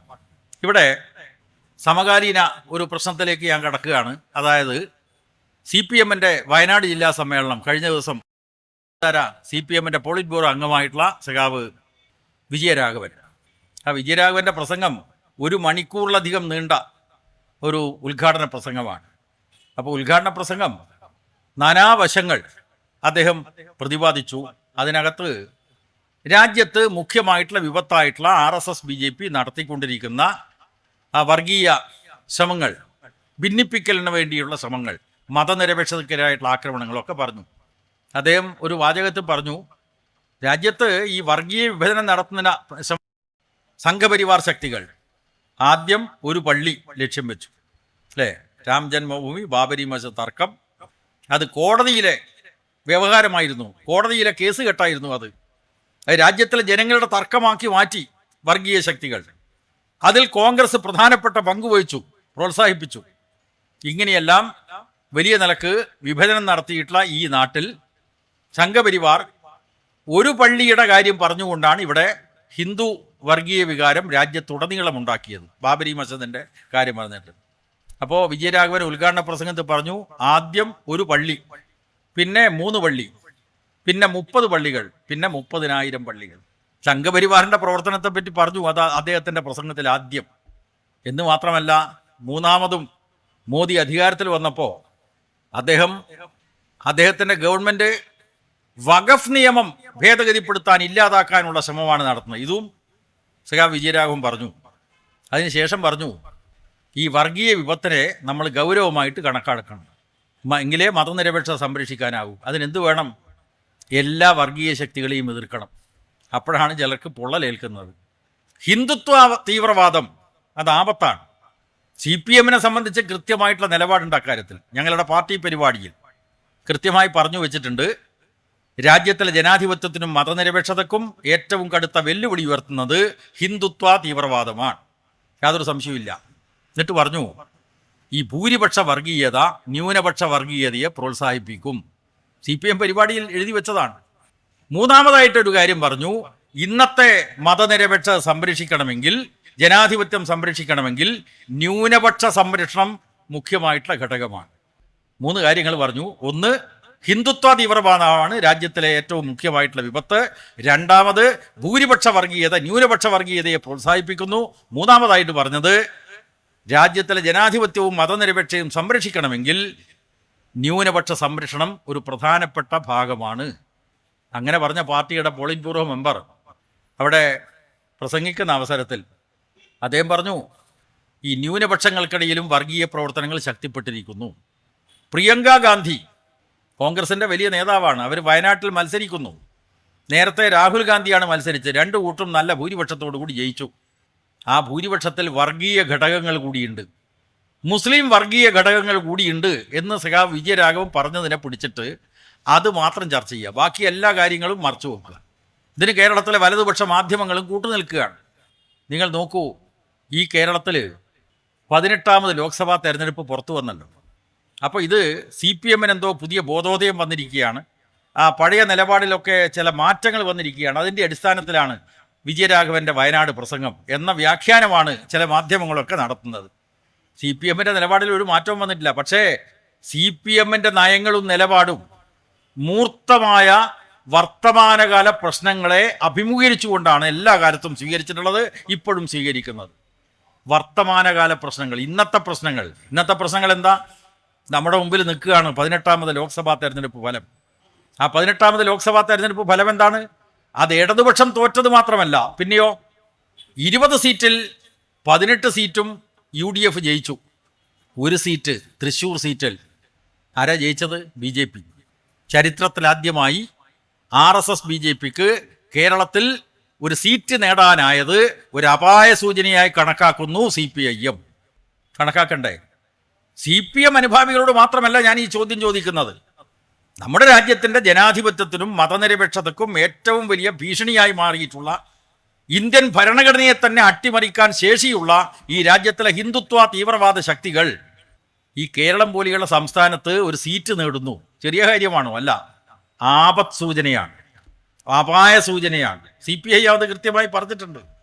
ആ അപായ സൂചനയിലേക്ക് CPIM എത്തിച്ചേരുമ്പോൾ സ്വാഭാവികമായിട്ടും അതിൻ്റെ സാഹചര്യം എന്താണ് പാർട്ടി പരിശോധിക്കുമല്ലോ. തെരഞ്ഞെടുപ്പ് ഫലം പരിശോധിച്ചുകൊണ്ട് ഇടതുപക്ഷത്തിന് തിരിച്ചടിയുണ്ടായി, അത് ഞങ്ങൾ പരിശോധിച്ചിട്ടുണ്ട്. UDFന് എല്ലാ 18 സീറ്റിലും വിജയിക്കാൻ കഴിഞ്ഞു, അതും ഞങ്ങൾ അതിൻ്റെ കാരണങ്ങൾ പരിശോധിച്ചിട്ടുണ്ട്. മൂന്നാമത്തെ ഭാഗമുണ്ട്. ചരിത്രത്തിലാദ്യമായിട്ട് RSS BJP കേരളത്തിൽ നിന്ന് അടിവരയിടിയാണ്, കേരളത്തിൽ നിന്ന് ഒരു സീറ്റ് നേടാനായിരിക്കുന്നു. ചെറിയ ആപത്താത്. ഇവിടെ കമ്മ്യൂണിസ്റ്റ് വിരുദ്ധന്മാർ, CPM വിരുദ്ധന്മാർ ഒരു കാര്യം മനസ്സിലാക്കണം. ഈ കേരളത്തിനൊരു പാരമ്പര്യമുണ്ട്. ഇന്ത്യ രാജ്യത്തിലെ പല മേഖലകളും ഭൂരിപക്ഷ വർഗീയ ശക്തികൾക്ക് കീഴടങ്ങിയപ്പോൾ, കോൺഗ്രസ് മുട്ടുമടക്കിയപ്പോൾ, അടിയറവ് പറഞ്ഞപ്പോൾ ഈ വർഗീയ ശക്തികളെ ചെറുത്തുനിന്ന നാടാണ് കേരളം. അതിൽ വളരെ പ്രധാനപ്പെട്ട പങ്കുവഹിച്ച പാർട്ടിയാണ് CPIM. എന്താ ഇന്ത്യയിലെ മറ്റു സംസ്ഥാനങ്ങളിലെ അവസ്ഥ? ഇപ്പോഴുള്ള മാത്രമല്ല, നേരത്തെയുള്ള അവസ്ഥ എന്താണ്? ഗോ സംരക്ഷണത്തിൻ്റെ പേരിൽ മനുഷ്യരെ കൊല്ലുക, അല്ലേ? ബീഫിൻ്റെ പേരിൽ ആളെ കൊല്ലുക, പിന്നെയോ പേരുകളുടെ പേരിൽ ആളെ കൊല്ലുക. ഇപ്പോൾ UP യോഗി ആദിത്യനാഥ് സർക്കാർ ഇറക്കിയിട്ടുള്ള സർക്കുലർ എന്താണ്? തീർത്ഥാടകന്മാർ പോകുന്ന വഴിയിലെ കച്ചവടക്കാർ ഓരോരുത്തരും ആ ഉടമസ്ഥന്മാരുടെ പേരുകൾ എഴുതി വെക്കണം, അല്ലേ? ഇതാണ് UP സർക്കുലർ. ഈ സാഹചര്യത്തിൽ ഈ കേരളം കഴിഞ്ഞ കാലത്ത് ഒരു സംരക്ഷിത തുരുത്തായിരുന്നു എന്ന കാര്യം ജനങ്ങളെ ഓർമ്മിപ്പിക്കാനാണ് CPIM ആഗ്രഹിച്ചത്. ഇതൊരു സംരക്ഷിത തുരുത്താണ്. ഇവിടെ മറ്റുള്ളിടങ്ങളിൽ പോലെ RSS BJPക്ക് അവരുദ്ദേശിച്ച നിലയുള്ള സ്വാധീനം നേടാൻ കഴിഞ്ഞിട്ടില്ല. സ്ഥായിയായിട്ടുള്ള MLA സ്ഥാനം കിട്ടിയിട്ടില്ല, സ്ഥായിയായിട്ടുള്ള MP സ്ഥാനം കിട്ടിയിട്ടില്ല. ഇപ്പോൾ ഒരു MP സ്ഥാനം കിട്ടിയിരിക്കുന്നു. ഇതൊരു അപായ സൂചനയാണ്. ഇവിടെ CPM വിരുദ്ധന്മാർ, പ്രത്യേകിച്ച് ജമാഅത്തെ ഇസ്ലാമിക്കാരും മുസ്ലിം ലീഗുകാരും ഒക്കെ പറയുന്നത് CPM-ന് ഇസ്ലാമോഫോബിയ ബാധിച്ചിരിക്കുന്നു എന്നതാണ്. ഇസ്ലാമോഫോബിയ നോക്കണം. രാജ്യത്ത് ഇസ്ലാമോഫോബിയ പ്രചരിപ്പിക്കുന്നതും അതിൻ്റെ അടിസ്ഥാനത്തിൽ അടിച്ചമർത്തൽ നടപടികൾ, ആക്രമങ്ങളൊക്കെ നടത്തുന്നതും രാജ്യത്തുള്ള സംഘപരിവാർ ശക്തികളാണ്. അതിനെപ്പറ്റി പറയാൻ ധൈര്യമില്ല ഇവർക്ക്. CPM-ന് ഇസ്ലാമോഫോബിയ ബാധിക്കും, മുസ്ലിം വിരുദ്ധ നിലപാടിലേക്ക് CPM എത്തിച്ചേർന്നിരിക്കുന്നു. അല്ല, CPM-ന് വർത്തമാനകാല പ്രശ്നങ്ങളെ സംബന്ധിച്ച് കൃത്യമായിട്ടുള്ള ധാരണയുണ്ട്. വന്നിട്ടുള്ള മാറ്റങ്ങളിലെ സൂചനകൾ കൃത്യമായി തിരിച്ചറിയാൻ CPM-ന് ആയിട്ടുണ്ട് എന്നതാണ് ഇത് കാണിക്കുന്നത്. അവിടെയാണ് നിങ്ങൾ നോക്കൂ, ഹിന്ദു ഏകീകരണം അപ്പുറത്ത് പറഞ്ഞിട്ട് കുറച്ച് വോട്ട് നേടി, അതിൻ്റെ അപ്പുറത്ത് പോകണമല്ലോ. അതാണ് വെള്ളാപ്പള്ളി നടേശൻ പറഞ്ഞത്, നായാടി മുതൽ നസ്രാണി വരെ യോജിക്കണം. ഇപ്പുറത്തോ മുസ്ലിം ഏകീകരണം. ആരാ അതിൻ്റെ തലപ്പത്ത്? ഇന്ത്യൻ യൂണിയൻ മുസ്ലിം ലീഗ്. എന്താ പ്രസംഗം? മതനിരപേക്ഷതയ്ക്ക് വേണ്ടി, ന്യൂനപക്ഷ താല്പര്യങ്ങളുടെ സംരക്ഷണത്തിന് വേണ്ടി ഞങ്ങൾ നിൽക്കുന്നു. ന്യൂനപക്ഷ താല്പര്യ സംരക്ഷണത്തിന് മുസ്ലിം തീവ്രവാദ ശക്തികളെ കൂട്ടുപിടിക്കുന്നത് ആവശ്യമാണോ എന്ന് ഈ നാട്ടിലെ മുസ്ലിം ലീഗിലെ സാധാരണക്കാർ ചിന്തിക്കണം. അതാ CPIM പറഞ്ഞത്, അതാ വിജയരാഘവൻ പറഞ്ഞത്. വർഗീയ ഘടകങ്ങളെ കൂട്ടുപിടിച്ചുകൊണ്ടാണ് കോൺഗ്രസ് ജയിച്ചത് എന്ന് പറഞ്ഞാൽ അതെങ്ങനെയാണ് തെറ്റാവുക? ഇവിടെ നിങ്ങൾ നോക്കൂ, ജമാഅത്തെ ഇസ്ലാമി എന്താ അവരുടെ ലക്ഷ്യം? മൗദൂദിയുടെ ആശയങ്ങൾ പ്രഖ്യാപിക്കുന്ന, ആശയങ്ങൾക്ക് വേണ്ടി നിലകൊള്ളുന്നൊരു സംഘടനയാണ്. ഇന്ത്യയിൽ മാത്രമാണോ സുഹൃത്തുക്കളെ ജമാഅത്തെ ഇസ്ലാമി? മൗദൂദിയുടെ പ്രസ്ഥാനം പാകിസ്ഥാനിൽ, മൗദൂദിയുടെ പ്രസ്ഥാനം ജമാഅത്തെ ഇസ്ലാമി ബംഗ്ലാദേശിൽ, മൗദൂദിയുടെ ജമാഅത്തെ ഇസ്ലാമി എന്ന് പറയുന്ന പ്രസ്ഥാനം എവിടെ? ജമ്മു കാശ്മീരിൽ. ജമ്മു കാശ്മീരിൽ വേറെ ഇന്ത്യയിലെ ഇവിടുത്തെ ജമാഅത്തെ ഇസ്ലാമിയായിട്ട് ബന്ധമില്ല എന്ന് പറയുന്നു, നമ്മളറിയില്ല. പക്ഷെ എല്ലാം മൗദൂദിയുടെ ആശയങ്ങളാണ്. എന്താ മൗദൂദിയുടെ കാഴ്ചപ്പാട്? ഹുക്കുമത്തെ ഇലാഹി, ദൈവീക ഭരണം സ്ഥാപിക്കലാണ്. മനസ്സിലായില്ലേ? മതരാഷ്ട്രം തന്നെയാണ് അവർ മുന്നോട്ട് വെക്കുന്നത്. ഇത് തന്നെയാണല്ലോ RSS പറയുന്നത്. ഇതാ ഇപ്പോൾ 2025, ഇനിയിപ്പോൾ ഇത് ഡിസംബർ മാസമാണല്ലോ, ജനുവരി പറക്കുമ്പോഴേക്ക് തുടങ്ങും അവർ. RSS രൂപീകരിച്ചിട്ട് 100 വർഷം പൂർത്തിയാവുകയാണ്. അപ്പോൾ ശതാബ്ദി വർഷത്തിൽ RSSന്റെ ലക്ഷ്യം ഞങ്ങൾ പ്രാവർത്തികമാക്കും. ഹിന്ദു രാഷ്ട്രം, മതരാഷ്ട്രം അത് സ്ഥാപിക്കുമ്പോൾ രാജ്യത്തിലെ എല്ലാ ജനാധിപത്യവാദികളും മതനിരപേക്ഷവാദികളും ഒന്നിച്ചുകൊണ്ട് മതരാഷ്ട്രത്തെ എതിർക്കുകയാണ് ആവശ്യം. കാരണം നമ്മുടെ രാജ്യത്തിൻ്റെ സ്വാതന്ത്ര്യം കിട്ടിയതിന് ശേഷമുള്ള ഇന്ത്യയുടെ ഭരണഘടനയുടെ സങ്കല്പനങ്ങളെ നമുക്ക് സംരക്ഷിക്കേണ്ടതുണ്ട്. രാഷ്ട്രശില്പികൾ മുന്നോട്ട് വെച്ചിട്ടുള്ള മതനിരപേക്ഷതയെ നമുക്ക് സംരക്ഷിക്കണം. അതിനെന്താ വേണ്ടത്? എല്ലാ വർഗീയതയും എതിർക്കണം. പക്ഷെ കേരളത്തിൽ അനാരോഗ്യകരമായിട്ടുള്ള ചില പ്രവണതകൾ സമീപകാലത്ത് വരുന്നു. അത് മുസ്ലിം ഏകീകരണം എന്നുള്ള ലീഗിൻ്റെ മുദ്രാവാക്യമാണ്. ലീഗ് തന്നെ ജമാഅത്തവൽക്കരിക്കപ്പെടുകയാണ്. മുസ്ലിം ലീഗ് ജമാഅത്തെ ഇസ്ലാമിയെ പോലെ മതരാഷ്ട്രത്തിനു വേണ്ടി നിലകൊള്ളുന്ന ശക്തിയാണെന്നൊന്നും CPIM പറഞ്ഞിട്ടില്ല.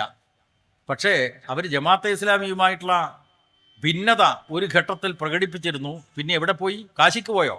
ഞാൻ ലീഗുകാരോട് ചോദിക്കുകയാണ്. ലീഗും ജമാഅത്തെ ഇസ്ലാമിയും തമ്മിൽ ഭിന്നതയുടെ ഒരു ഘട്ടം ഉണ്ടായിരുന്നു. എന്തായിരുന്നു അതിന് കാരണം? 2010, 14 കൊല്ലം മുമ്പാണല്ലോ, തൊടുപുഴയിലെ ന്യൂമാൻസ് കോളേജിലെ അധ്യാപകൻ ജോസഫ് മാഷയുടെ കൈവെട്ടി. എന്തിനാ കൈവെട്ടിയത്? ജോസഫ് മാഷ തയ്യാറാക്കിയിട്ടുള്ള ക്വസ്റ്റ്യൻ പേപ്പറിൽ നബി തിരുമേനിയെ ആക്ഷേപിക്കുന്ന ഭാഗമുണ്ട് എന്ന വിമർശനം ഉന്നയിച്ചുകൊണ്ടാണ് മതനിന്ദ നടത്തി. ഇതിന് ഏറ്റവും കൂടുതൽ പ്രചാരം നൽകിയിട്ടുള്ള ആളുകളാരാണ്? ജമാഅത്തെ ഇസ്ലാമിക്കാർ. അവരുടെ പത്രം മാധ്യമം ജോസഫ് മാഷ് ചെയ്തിട്ടുള്ളത് മതനിന്ദയാണ് എന്ന് പ്രചരിപ്പിച്ചുകൊണ്ട് ഈ കേരളത്തിൽ ഒരു മതവികാരം ഉണ്ടാക്കുന്നതിന് മാധ്യമം പത്രമാണ് വളരെ പ്രധാനപ്പെട്ട പങ്ക് വഹിച്ചത്. കൈവെട്ട് സംഭവം നടന്നു. ഈ കൈവെട്ട് സംഭവത്തെ തുടർന്ന് നമ്മുടെ സമൂഹത്തിൽ ജമാഅത്തെ ഇസ്ലാമിക്കെതിരായിട്ടും അതുപോലെ പോപ്പുലർ ഫ്രണ്ട്, അവരാണല്ലോ അക്രമം നടത്തിയത്, അതിനെതിരായിട്ടും വലിയ വികാരം ഉയർന്നു വന്നപ്പോൾ ആ വികാരം മനസ്സിലാക്കാൻ അന്നത്തെ ലീഗ് നേതൃത്വം തയ്യാറായി. എന്നിട്ടോ അവർ കോട്ടക്കലിൽ മതസംഘടനാ യോഗങ്ങൾ വിളിച്ചു. അതിൽ ജമാഅത്തെ ഇസ്ലാമിയെയും അതുപോലെ പോപ്പുലർ ഫ്രണ്ടിൻ്റെ ഭാഗമായിട്ടുള്ള അവരുടെ സംഘടനയുണ്ട്, മതസംഘടന, അതിനെയും ഒഴിവാക്കി. മറ്റ് സംഘടനകളെയൊക്കെ കൂട്ടി യോജിപ്പിച്ചു. ഇത് വന്നപ്പോൾ ജമാഅത്തെ ഇസ്ലാമിക്കാർ ചൊടിച്ചല്ലോ അല്ലേ?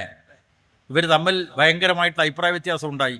ചന്ദ്രിക പത്രത്തിൽ മലപ്പുറത്തെ മുസ്ലിം ലീഗിൻ്റെ ജില്ലാ ബ്യൂറോ ചീഫ് ജമാഅത്തെ ഇസ്ലാമിക്കെതിരായിട്ട് ലേഖനം എഴുതി. ആ ലേഖനത്തിൻ്റെ തലക്കെട്ടതാണ് ഈ പുസ്തക രൂപത്തിൽ വന്നു. അത് എന്താ പുസ്തകത്തിൻ്റെ തലക്കെട്ട്? ജമാഅത്തെ ഇസ്ലാമി ഒരു ചെളിയും കലരാത്ത പരിശുദ്ധ നെയ്യ്. മനസ്സിലായില്ലേ? പരിഹസിച്ചിട്ടാണ്, ജമാഅത്തെ ഇസ്ലാമിയെ പരിഹസിച്ചിട്ട് ചന്ദ്രിക പത്രത്തിൽ ലേഖനം, അത് പുസ്തക രൂപത്തിൽ പ്രസിദ്ധീകരിച്ചു. അതൊക്കെ എവിടെ പോയി? ലീഗുകാരെ ജമാഅത്തെ ഇസ്ലാമിയെയും പോപ്പുലർ ഫ്രണ്ടിൻ്റെ മതസംഘടനയെയും ഒഴിവാക്കിക്കൊണ്ട് കോട്ടക്കലിൽ ലീഗ് മതസംഘടനാ യോഗങ്ങൾ വിളിച്ചു. ജോസഫ് മാഷയുടെ കൈവെട്ടിയ പശ്ചാത്തലം വെച്ചുകൊണ്ട് ശക്തമായി പ്രതികരിച്ചല്ലോ ജമാഅത്തെ ഇസ്ലാമിക്കാർ. മാധ്യമ പത്രത്തിലൂടെ അതിന് മറുപടി എഴുതി. തീവ്രവാദത്തിനെതിരായിട്ടുള്ള കോട്ടക്കൽ കഷായം ഇതാണ്. തീവ്രവാദത്തിനെതിരായിട്ടുള്ള കോട്ടക്കൽ കഷായം ആയുർവേദ ചികിത്സയുടെ കേന്ദ്രമാണല്ലോ കോട്ടക്കൽ. അപ്പോൾ കൈപ്പുള്ള കഷായം ലീഗുകാർ കാച്ചുന്നു. ഇതാണ് ആക്ഷേപം. ജമാഅത്തെ ഇസ്ലാമിക്കാർ ലീഗുകാരോടുള്ള വിരോധവും മാറ്റി, ജമാഅത്തെ ഇസ്ലാമിക്കാർ ലീഗുകാരോടുള്ള വിരോധം മാറ്റിയ മാത്രമല്ല, ലീഗുകാർ ജമാഅത്തെ ഇസ്ലാമിയോടുള്ള വിരോധവും മാറ്റി. ഇപ്പം എന്താ നമ്മൾ കണ്ടുകൊണ്ടിരിക്കുന്നത്?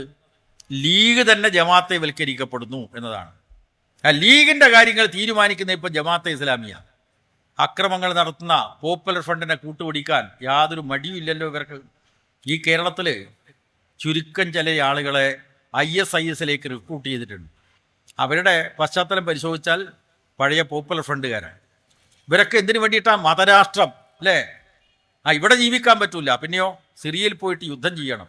യുദ്ധം ചെയ്താലോ ഏറ്റുമുട്ടി കൊല്ലപ്പെട്ട് കഴിഞ്ഞാൽ നേരെ സ്വർഗത്തിലേക്ക് പോകാൻ പറ്റും. ഇതാ മതഭ്രാന്ത് എന്ന് പറയുന്നത്. RSS സൃഷ്ടിക്കുന്ന മതവിശ്വാസികളെ വഴിതെറ്റിക്കുന്ന ആ മതഭ്രാന്ത് പ്രചരിപ്പിക്കുന്ന ഈ നാട്ടിലെ വർഗീയ ശക്തികളുമായിട്ട്, വർഗീയ ഘടകങ്ങളുമായിട്ട് മുസ്ലിം ലീഗ് ഐക്യപ്പെടുന്നു. ആ വിമർശനം വരുമ്പോൾ ലീഗുകാർ പ്രതിരോധവുമായിട്ട് പുറപ്പെടുകയാണ്. ജമാഅത്തെ ഇസ്ലാമിക്കാർ ചെവിയിൽ ഓതിക്കൊടുക്കുക ലീഗുകാർക്ക്. ഇത് CPIM ഇപ്പോൾ ഒരു പുതിയ നയവുമായി പ്രത്യക്ഷപ്പെട്ടിരിക്കുന്നു. മുസ്ലിം ന്യൂനപക്ഷത്തിനെതിരായിട്ടുള്ള സമീപനമാണ് എന്ന് മാത്രമല്ല, നേരത്തെ പറഞ്ഞതുപോലെ ഇസ്ലാമോഫോബിയ. ലോകത്ത് ഇസ്ലാമോഫോബിയ പ്രചരിപ്പിക്കുന്നത് സാമ്രാജ്യത്വമാണ് ലീഗുകാരെ, നിങ്ങൾ മനസ്സിലാക്കണം. ഞാൻ അതിൻ്റെ വിശദാംശങ്ങളിലേക്ക് പോകുന്നില്ല. സഖാവ് ഷിനാസ് അക്കാര്യത്തിലൊക്കെ ഒട്ടേറെ പഠനങ്ങൾ നടത്തിയിട്ടുള്ള വ്യക്തിയാണ്. അദ്ദേഹം അതേക്കുറിച്ച് പറയുമെന്നാണ് ഞാൻ പ്രതീക്ഷിക്കുന്നത്. ഇന്ത്യയിൽ ഇസ്ലാമോഫോബിയ പ്രചരിപ്പിക്കുന്നതും അതനുസരിച്ച് പ്രവർത്തനങ്ങൾ നടത്തുന്നതും ആരാണ്? സംഘപരിവാറാണ്. കമ്മ്യൂണിസ്റ്റുകാരാണോ? ഞാൻ ചോദിക്കുന്നത്, CPM-ൻ്റെ ആളുകളാണോ ഇസ്ലാമോഫോബിയ പ്രചരിപ്പിക്കുന്നത്? ഇസ്ലാം വിരുദ്ധത CPIM ഏതെങ്കിലും കാലത്ത് പ്രകടിപ്പിച്ചിട്ടുണ്ടോ? ഞങ്ങൾ എല്ലാ വർഗീയതയും എതിർക്കുന്നുണ്ട്, എങ്കിലേ മതനിരപേക്ഷത സംരക്ഷിക്കാൻ കഴിയൂ എന്നുള്ള നിലപാടാണ് ഞങ്ങൾക്കുള്ളത്. ഞങ്ങളിപ്പോൾ ഭരണത്തിലാണ്, അല്ലേ? സഖാവ് പിണറായി വിജയൻ്റെ ഭരണം. ഏതെങ്കിലും മുസ്ലിം വിരുദ്ധ നിലപാട് സ്വീകരിക്കുന്നു ഈ ഭരണം എന്ന് നിങ്ങൾക്ക് കുറ്റപ്പെടുത്താനാവും. നിങ്ങൾ ചില പരിപാടിയൊക്കെ നടത്തിയിട്ടുണ്ട്, വഖഫ് സംരക്ഷണ റാലി, അല്ലേ? അതിൻ്റെ ചരിത്രം പറയാനും കുറേ കാര്യങ്ങളുണ്ട്, അല്ലേ? വഖഫ് സംരക്ഷണ റാലി എന്തിനു വേണ്ടിയിട്ടാണ് ലീഗുകാരെ നിങ്ങൾ വഖഫ് സംരക്ഷണ റാലി നടത്തിയത്? വഖഫ് ബോർഡിലെ ചില നിയമന പ്രശ്നങ്ങൾ മാത്രം എടുത്തുകൊണ്ടാണ് വഖഫ് സംരക്ഷണ റാലി. ഇപ്പം എന്താ, മോദി വീണ്ടും അധികാരത്തിൽ വന്നപ്പോൾ സ്വീകരിക്കുന്ന സമീപനം വഖഫ് തന്നെ ഇല്ലാതാക്കാനാണ്. ഇസ്ലാം മതവിശ്വാസികളെ സംബന്ധിച്ചിടത്തോളം സക്കാത്ത് അവരുടെ മതപരമായിട്ടുള്ള ധർമ്മമാണ്. ധനാഢ്യന്മാർ അവരുടെ വരുമാനത്തിൻ്റെ ഒരു ഭാഗം പാവപ്പെട്ടവന് കൊടുക്കുക, അതാ മതം അനുശാസിക്കുന്ന ധർമ്മം. അതുപോലെ പരമ്പരാഗതമായിട്ട് ആർജിച്ച സ്വത്തോ അല്ലെങ്കിൽ ജീവിതകാലത്ത് ആർജിച്ച സ്വത്തോ സമുദായത്തിന് വേണ്ടി ദാനം ചെയ്യുന്ന സംവിധാനമാണ് വഖഫ് എന്നറിയപ്പെടുന്നത്. നമ്മുടെ സച്ചാർ കമ്മീഷൻ റിപ്പോർട്ടിൽ 30 പേജാണ് വഖഫിനെ കുറിച്ച് എഴുതാൻ കമ്മീഷൻ തയ്യാറായത്. ഇന്ത്യയിലുടനീളം കണ്ണായ സ്ഥലത്തുള്ള വഖഫ് സ്വത്താകെ അന്യാധീനപ്പെട്ടിരിക്കുന്നു. വലിയ വലിയ കാര്യങ്ങൾ, ഞാൻ അതിലേക്കൊന്നും വിശദമായി കടന്നു പോകുന്നില്ല. കേരളത്തിലും വഖഫ് സ്വത്തുകൾ അന്യാധീനപ്പെട്ടിട്ടുണ്ട്. നിങ്ങൾ അതിനു വേണ്ടിയിട്ടാണോ ലീഗുകാരെ നിങ്ങൾ സമരം നടത്തിയത്? ആണോ? വഖഫ് ബോർഡിൻ്റെ നിയമനം, ചില നിയമനം എന്ന് പറഞ്ഞാൽ 50-ൽ താഴെ വരുന്ന നിയമനങ്ങൾ സുതാര്യമായിട്ട് നടക്കണം. പബ്ലിക് സർവീസ് കമ്മീഷന് വിട്ടപ്പോൾ ലീഗുകാർ എതിർത്തു. ഞങ്ങളതിനെ അനുകൂലിക്കുന്നില്ല, കാരണം അമുസ്ലിങ്ങളായിട്ടുള്ള ആളുകൾ വഖഫ് ബോർഡിൽ ഉദ്യോഗം കൈയാടി ഈ വഖഫ് സ്വത്തുകൾ കൈകാര്യം ചെയ്ത് കഴിയും. സഖാവ് പിണറായി മതസംഘടനാ നേതാക്കന്മാരെ വിളിച്ചിട്ട് പറഞ്ഞു, ഞങ്ങൾക്ക് ആ ഒരു ഉദ്ദേശമില്ല, സുതാര്യമായിട്ട് നിയമനം നടക്കണം, കൈക്കൂലി വാങ്ങുക, എന്നിട്ട് നിയമനം നടത്തുക, എന്നിട്ട് ഇസ്ലാമിൻ്റെ പേര് പറയുക, ഇതൊക്കെയാണ് നടക്കുന്നത്. അതുകൊണ്ട് സുതാര്യമായിട്ട് നിയമനം നടത്തണം എന്നുള്ള ഒറ്റ കാര്യമേ ഞങ്ങൾക്കുള്ളൂ. അതുകൊണ്ട് ദേവസ്വം ബോർഡിൻ്റെ ക്ഷേത്രങ്ങളിൽ നിയമനം നടത്തുന്നതിൻ്റെ രീതിയുണ്ട്, സ്പെഷ്യൽ റിക്രൂട്ട്മെൻറ്റ് ബോർഡ്, അതാവാം. തീർന്നല്ലോ. ലീഗുകാരെന്താ ചെയ്തത്? എളിഭ്യരായി. എന്തായിരുന്നു അവരുടെ പരിപാടി? അവരുടെ പരിപാടി എല്ലാ പള്ളികളിലും വെള്ളിയാഴ്ച കുത്തുബ പ്രസംഗത്തിന് ശേഷം പിണറായിക്കെതിരായിട്ട് പ്രസംഗിക്കുക, അല്ലേ? കമ്മ്യൂണിസ്റ്റുകാർക്കെതിരായിട്ട്, കേരളത്തിലെ LDF ഗവൺമെൻറ്റിനായിട്ട് പ്രസംഗിക്കുക, ഇതായിരുന്നു പരിപാടി. പൊളിഞ്ഞുപോയി. കാന്തപുരം AP-യും അതുപോലെ ജിഫ്രി തങ്ങളുമൊക്കെ കൃത്യമായിട്ട് നിലപാട് സ്വീകരിച്ചു. ഞങ്ങൾക്ക് നിയമനം അമുസ്ലിങ്ങൾക്ക് കിട്ടുന്നത് ഒഴിവാക്കണം എന്ന് മാത്രമേ ഞങ്ങൾക്ക് ഉണ്ടായിരുന്നുള്ളൂ. വേറെ ഒരു കാര്യവും ഞങ്ങൾക്കില്ല. പള്ളികളിൽ വെള്ളിയാഴ്ച സർക്കാർ വിരുദ്ധ പ്രസംഗം നടത്തൽ ഞങ്ങളുടെ ഉദ്ദേശമല്ല എന്ന് വ്യക്തമാക്കിക്കൊണ്ട് പിൻവലിഞ്ഞപ്പോൾ ലീഗുകാർ എളിഭ്യരായി, അല്ലേ? ഞാൻ ചോദിക്കുന്നത്, ഇപ്പോൾ മോദി സർക്കാർ ഈ വഖഫ് നിയമം തന്നെ ഇല്ലാതാക്കാൻ ശ്രമിക്കുകയാണല്ലോ. നിങ്ങൾ എന്താ വഖഫ് സംരക്ഷണ റാലി നടത്താത്തത്? ജമാഅത്തെ ഇസ്ലാമിക്കാരോടും ലീഗുകാരോടും ചോദിക്കുകയാണ്, നിങ്ങൾ ഇറങ്ങണ്ടേ തെരുവിൽ? കോഴിക്കോട് കടപ്പുറത്ത് പോയിട്ട് വഖഫ് സംരക്ഷണ റാലിയിൽ ഘോരഘോരം പ്രസംഗിച്ചില്ലേ ലീഗ് നേതാക്കന്മാർ? അന്ന് മുഖ്യമന്ത്രിയെ വ്യക്തിപരമായിട്ട് ആക്ഷേപിച്ചു, അല്ലേ? ചെത്തുകാരൻ കോരൻ്റെ മോന് സ്ത്രീധനം കിട്ടിയ നാടല്ല കേരളം എന്ന് അവിടെ മുദ്രാവാക്യം മുഴക്കിയല്ലോ ലീഗുകാർ. നിങ്ങൾ എന്താ മോദിക്കെതിരായിട്ട് ഇപ്പം മുദ്രാവാക്യം മുഴക്കാത്തത്? മോദിയെ പേടിയാ. CPM-ന് എന്തും പറയാം, അല്ലേ? ഇസ്ലാമോഫോബിയ പ്രചരിപ്പിക്കുന്നു. ഞാനിവിടെ ഈ ചിന്താശീലരായിട്ടുള്ള ആളുകളോട് ചോദിക്കുകയാണ്, ഈ കേരളത്തിൽ വർഗീയ സംഘർഷങ്ങളും കലാപങ്ങളും ഉണ്ടായതെല്ലാം ആര് ഭരിക്കുന്ന കാലത്താണ്? 8.5 വർഷക്കാലം ഇവിടെ സഖാവ് പിണറായി വിജയൻ്റെ നേതൃത്വത്തിലുള്ള ഭരണം നടത്തുകയാണ്. മതനിരപേക്ഷതയ്ക്ക് തടസ്സം നിൽക്കുന്ന ശക്തികൾ ഇവിടെയുണ്ട്. പക്ഷെ ഒറ്റ ശക്തിയെയും തല ഉയർത്താൻ അനുവദിച്ചില്ല പിണറായി സർക്കാർ. ഉണ്ടോ? തല ഉയർത്താൻ വിട്ടിട്ടില്ല. RSS ഇവിടെയുണ്ട്, പോപ്പുലർ ഫ്രണ്ട് ഇവിടെയുണ്ട്. നിങ്ങൾ നിങ്ങളുടെ പ്രവർത്തനം നടത്തിക്കൊള്ളൂ. അക്രമം നടത്തിയാൽ കർശനമായിട്ട് നേരിടും. ഈ 8.5 വർഷത്തിനിടയിൽ എവിടെയെങ്കിലും വർഗീയ സംഘർഷം ഉണ്ടായോ സുഹൃത്തുക്കളെ? എത്ര സമുദായ സൗഹാർദ്ദമുള്ള സംസ്ഥാനമാണ് കേരളം. മറ്റ് സംസ്ഥാനങ്ങളിൽ പലയിടത്തും കൊലപാതകങ്ങളടക്കം നടക്കുന്ന അവസരത്തിൽ കേരളത്തിൽ ഒരു പ്രശ്നമില്ല. എന്തുകൊണ്ടാണ്? ഇവിടെ ഭരിക്കുന്നത് CPI, ഇവിടെ ഭരിക്കുന്നത് ഇടതുപക്ഷ ജനാധിപത്യ മുന്നണി സർക്കാർ. എന്നാൽ നിങ്ങളുടെ ഭരണകാലത്തോ ന്യൂനപക്ഷത്തിൻ്റെ താല്പര്യം സംരക്ഷിക്കുന്നു എന്ന് അവകാശപ്പെടുന്ന ലീഗിനെ കെട്ടിപ്പിടിച്ച് കോൺഗ്രസിനെ കെട്ടിപ്പിടിച്ച് ലീഗ് അല്ലേ? തലശ്ശേരി വർഗീയ കലാപം 1971 ഡിസംബർ മാസം അവസാനത്തിൽ നടന്നപ്പോൾ കേരളത്തിൽ ആരാ ഭരിച്ചത്? കോൺഗ്രസും ലീഗും അല്ലേ? 1992 തിരുവനന്തപുരം ജില്ലയിലെ പൂന്തുറയിൽ കലാപം, വർഗീയ കലാപം. ഒരു ഭാഗത്ത് RSS, ഇപ്പുറത്ത് ISS. അന്നാരാ ഭരിച്ചത്? കോൺഗ്രസും ലീഗും അല്ലേ? എവിടെ പോയി ന്യൂനപക്ഷ സംരക്ഷണ താല്പര്യം? മാറാട് അല്ലേ? മാറാട് നമ്മുടെ മനസ്സിൽ ഇപ്പോഴും നീറുന്ന ഒരു ഓർമ്മയായിട്ട് നിൽക്കുകയാണ്. ഇതാ ഒരു ഡിസംബർ അവസാനത്തെ ദിവസം, പുതുവർഷ പുലരി വരാൻ വേണ്ടി പോകുന്നു. ഒരു വട്ടം കടപ്പുറത്ത് 5 ആളെയാ കൊന്നു തള്ളിയത് അല്ലേ? ഒരു ഭാഗത്ത് RSS, ഇപ്പുറത്ത് ലീഗും NDF. 5 ആളെ കൊന്നു. അതിന് പ്രതികാരം ചെയ്യാൻ NDF-കാരിറങ്ങി. ചില്ലറ മാസങ്ങൾക്ക് ശേഷം അതേ കടപ്പുറത്ത് കാറ്റുകൊള്ളിരിക്കുന്ന ചെറുപ്പക്കാർക്ക് നേരെ വാൾ വീശി എത്രയാളാണ് കൊല്ലപ്പെട്ടത്? 9 ആൾ. ആരാ കേരളം ഭരിക്കുന്നത്? ആദർശ ധീരനായിട്ട് AK ആന്റണി. കൂടെ ഭരിച്ചതാരാണ്? കുഞ്ഞാലിക്കുട്ടി അല്ലേ? ഈ കേരളത്തിൽ ന്യൂനപക്ഷങ്ങൾക്ക് രക്ഷ കൊടുക്കാൻ കഴിയാത്ത, മതനിരപേക്ഷത സംരക്ഷിക്കാൻ കഴിയാത്ത ഭരണകാലം എന്ന് പറയുന്നതെല്ലാം UDF-ന്റെ ഭരണകാലമാണ്, കമ്മ്യൂണിസ്റ്റുകാർ ഭരിക്കുന്ന കാലത്തല്ല. അതുകൊണ്ട് CPM-കാർ ഇസ്ലാമോഫോബിയയുടെ ആളുകളാണ് എന്നൊക്കെ പറയുന്ന അവസരത്തിൽ ജനങ്ങളെ കബളിപ്പിക്കാനാണ് നിങ്ങൾ ശ്രമിക്കുന്നത് എന്ന് ജനങ്ങൾ തന്നെ തിരിച്ചറിയും എന്നാണ് അതേക്കുറിച്ച് പറയാനുള്ളത്. ഞാൻ മറ്റ് കൂടുതൽ കാര്യങ്ങളിലേക്ക് കടന്നു പോകുന്നില്ല. ഇനിയും ഡോക്ടർ അനിൽ ചേലമ്പ്രയും അതുപോലെ തന്നെ ഷിനാസും സംസാരിക്കേണ്ടതുണ്ട്.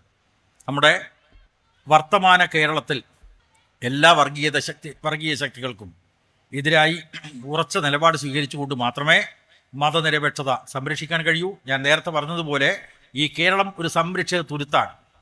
ആ തുരുത്ത് എങ്ങനെയാണ് ഇതേപോലെ നിലനിൽക്കുന്നത്?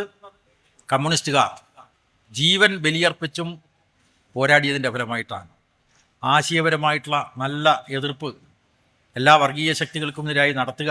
അതേസമയം CPM-നെ കടന്നാക്രമിച്ച് RSS-ന് കേരളത്തിൽ സ്വാധീനം ഉറപ്പിക്കാനുള്ള എല്ലാ അക്രമ പദ്ധതികളെയും ജനങ്ങളെ അണിനിരത്തി പ്രതിരോധിക്കുക. ആ പാർട്ടിയാണ് CPIM. അതിനെതിരായിട്ടാണ് ജമാഅത്തെ ഇസ്ലാമിക്കാരും അതുപോലെ പോപ്പുലർ ഫ്രണ്ടുകാരും മുസ്ലിം ലീഗുകാരും ഒക്കെ ഇപ്പോൾ പറയുന്നത് CPIM ഒരു പുതിയ സമീപനം ന്യൂനപക്ഷങ്ങളോട് സ്വീകരിച്ചിരിക്കുന്നു, ഇസ്ലാമോഫോബിയ. മനസ്സിലായില്ലേ? CPM-ന്റെ ചരിത്രം പരിശോധിച്ചാൽ കേരളത്തിലാകെ 14 ജില്ലകൾ, അതിൽ വയനാട് ഒഴികെ മലപ്പുറം ഉൾപ്പെടെ 13 ജില്ലകളിലും RSS-ന്റെ കൊലക്കത്തിക്കരിയായ രക്തസാക്ഷിത്വം വരിച്ച സഖാക്കളുടെ എണ്ണം എത്രയാണെന്നറിയോ? 218 പേർ. ഇതാണ് ഇന്ത്യയിൽ മറ്റു പലയിടത്തും മുസ്ലിം വിരുദ്ധ വേട്ട, ക്രിസ്ത്യൻ വിരുദ്ധ വേട്ട, കേരളത്തിലും അത് നടന്നുകൊണ്ടിരിക്കുന്നു.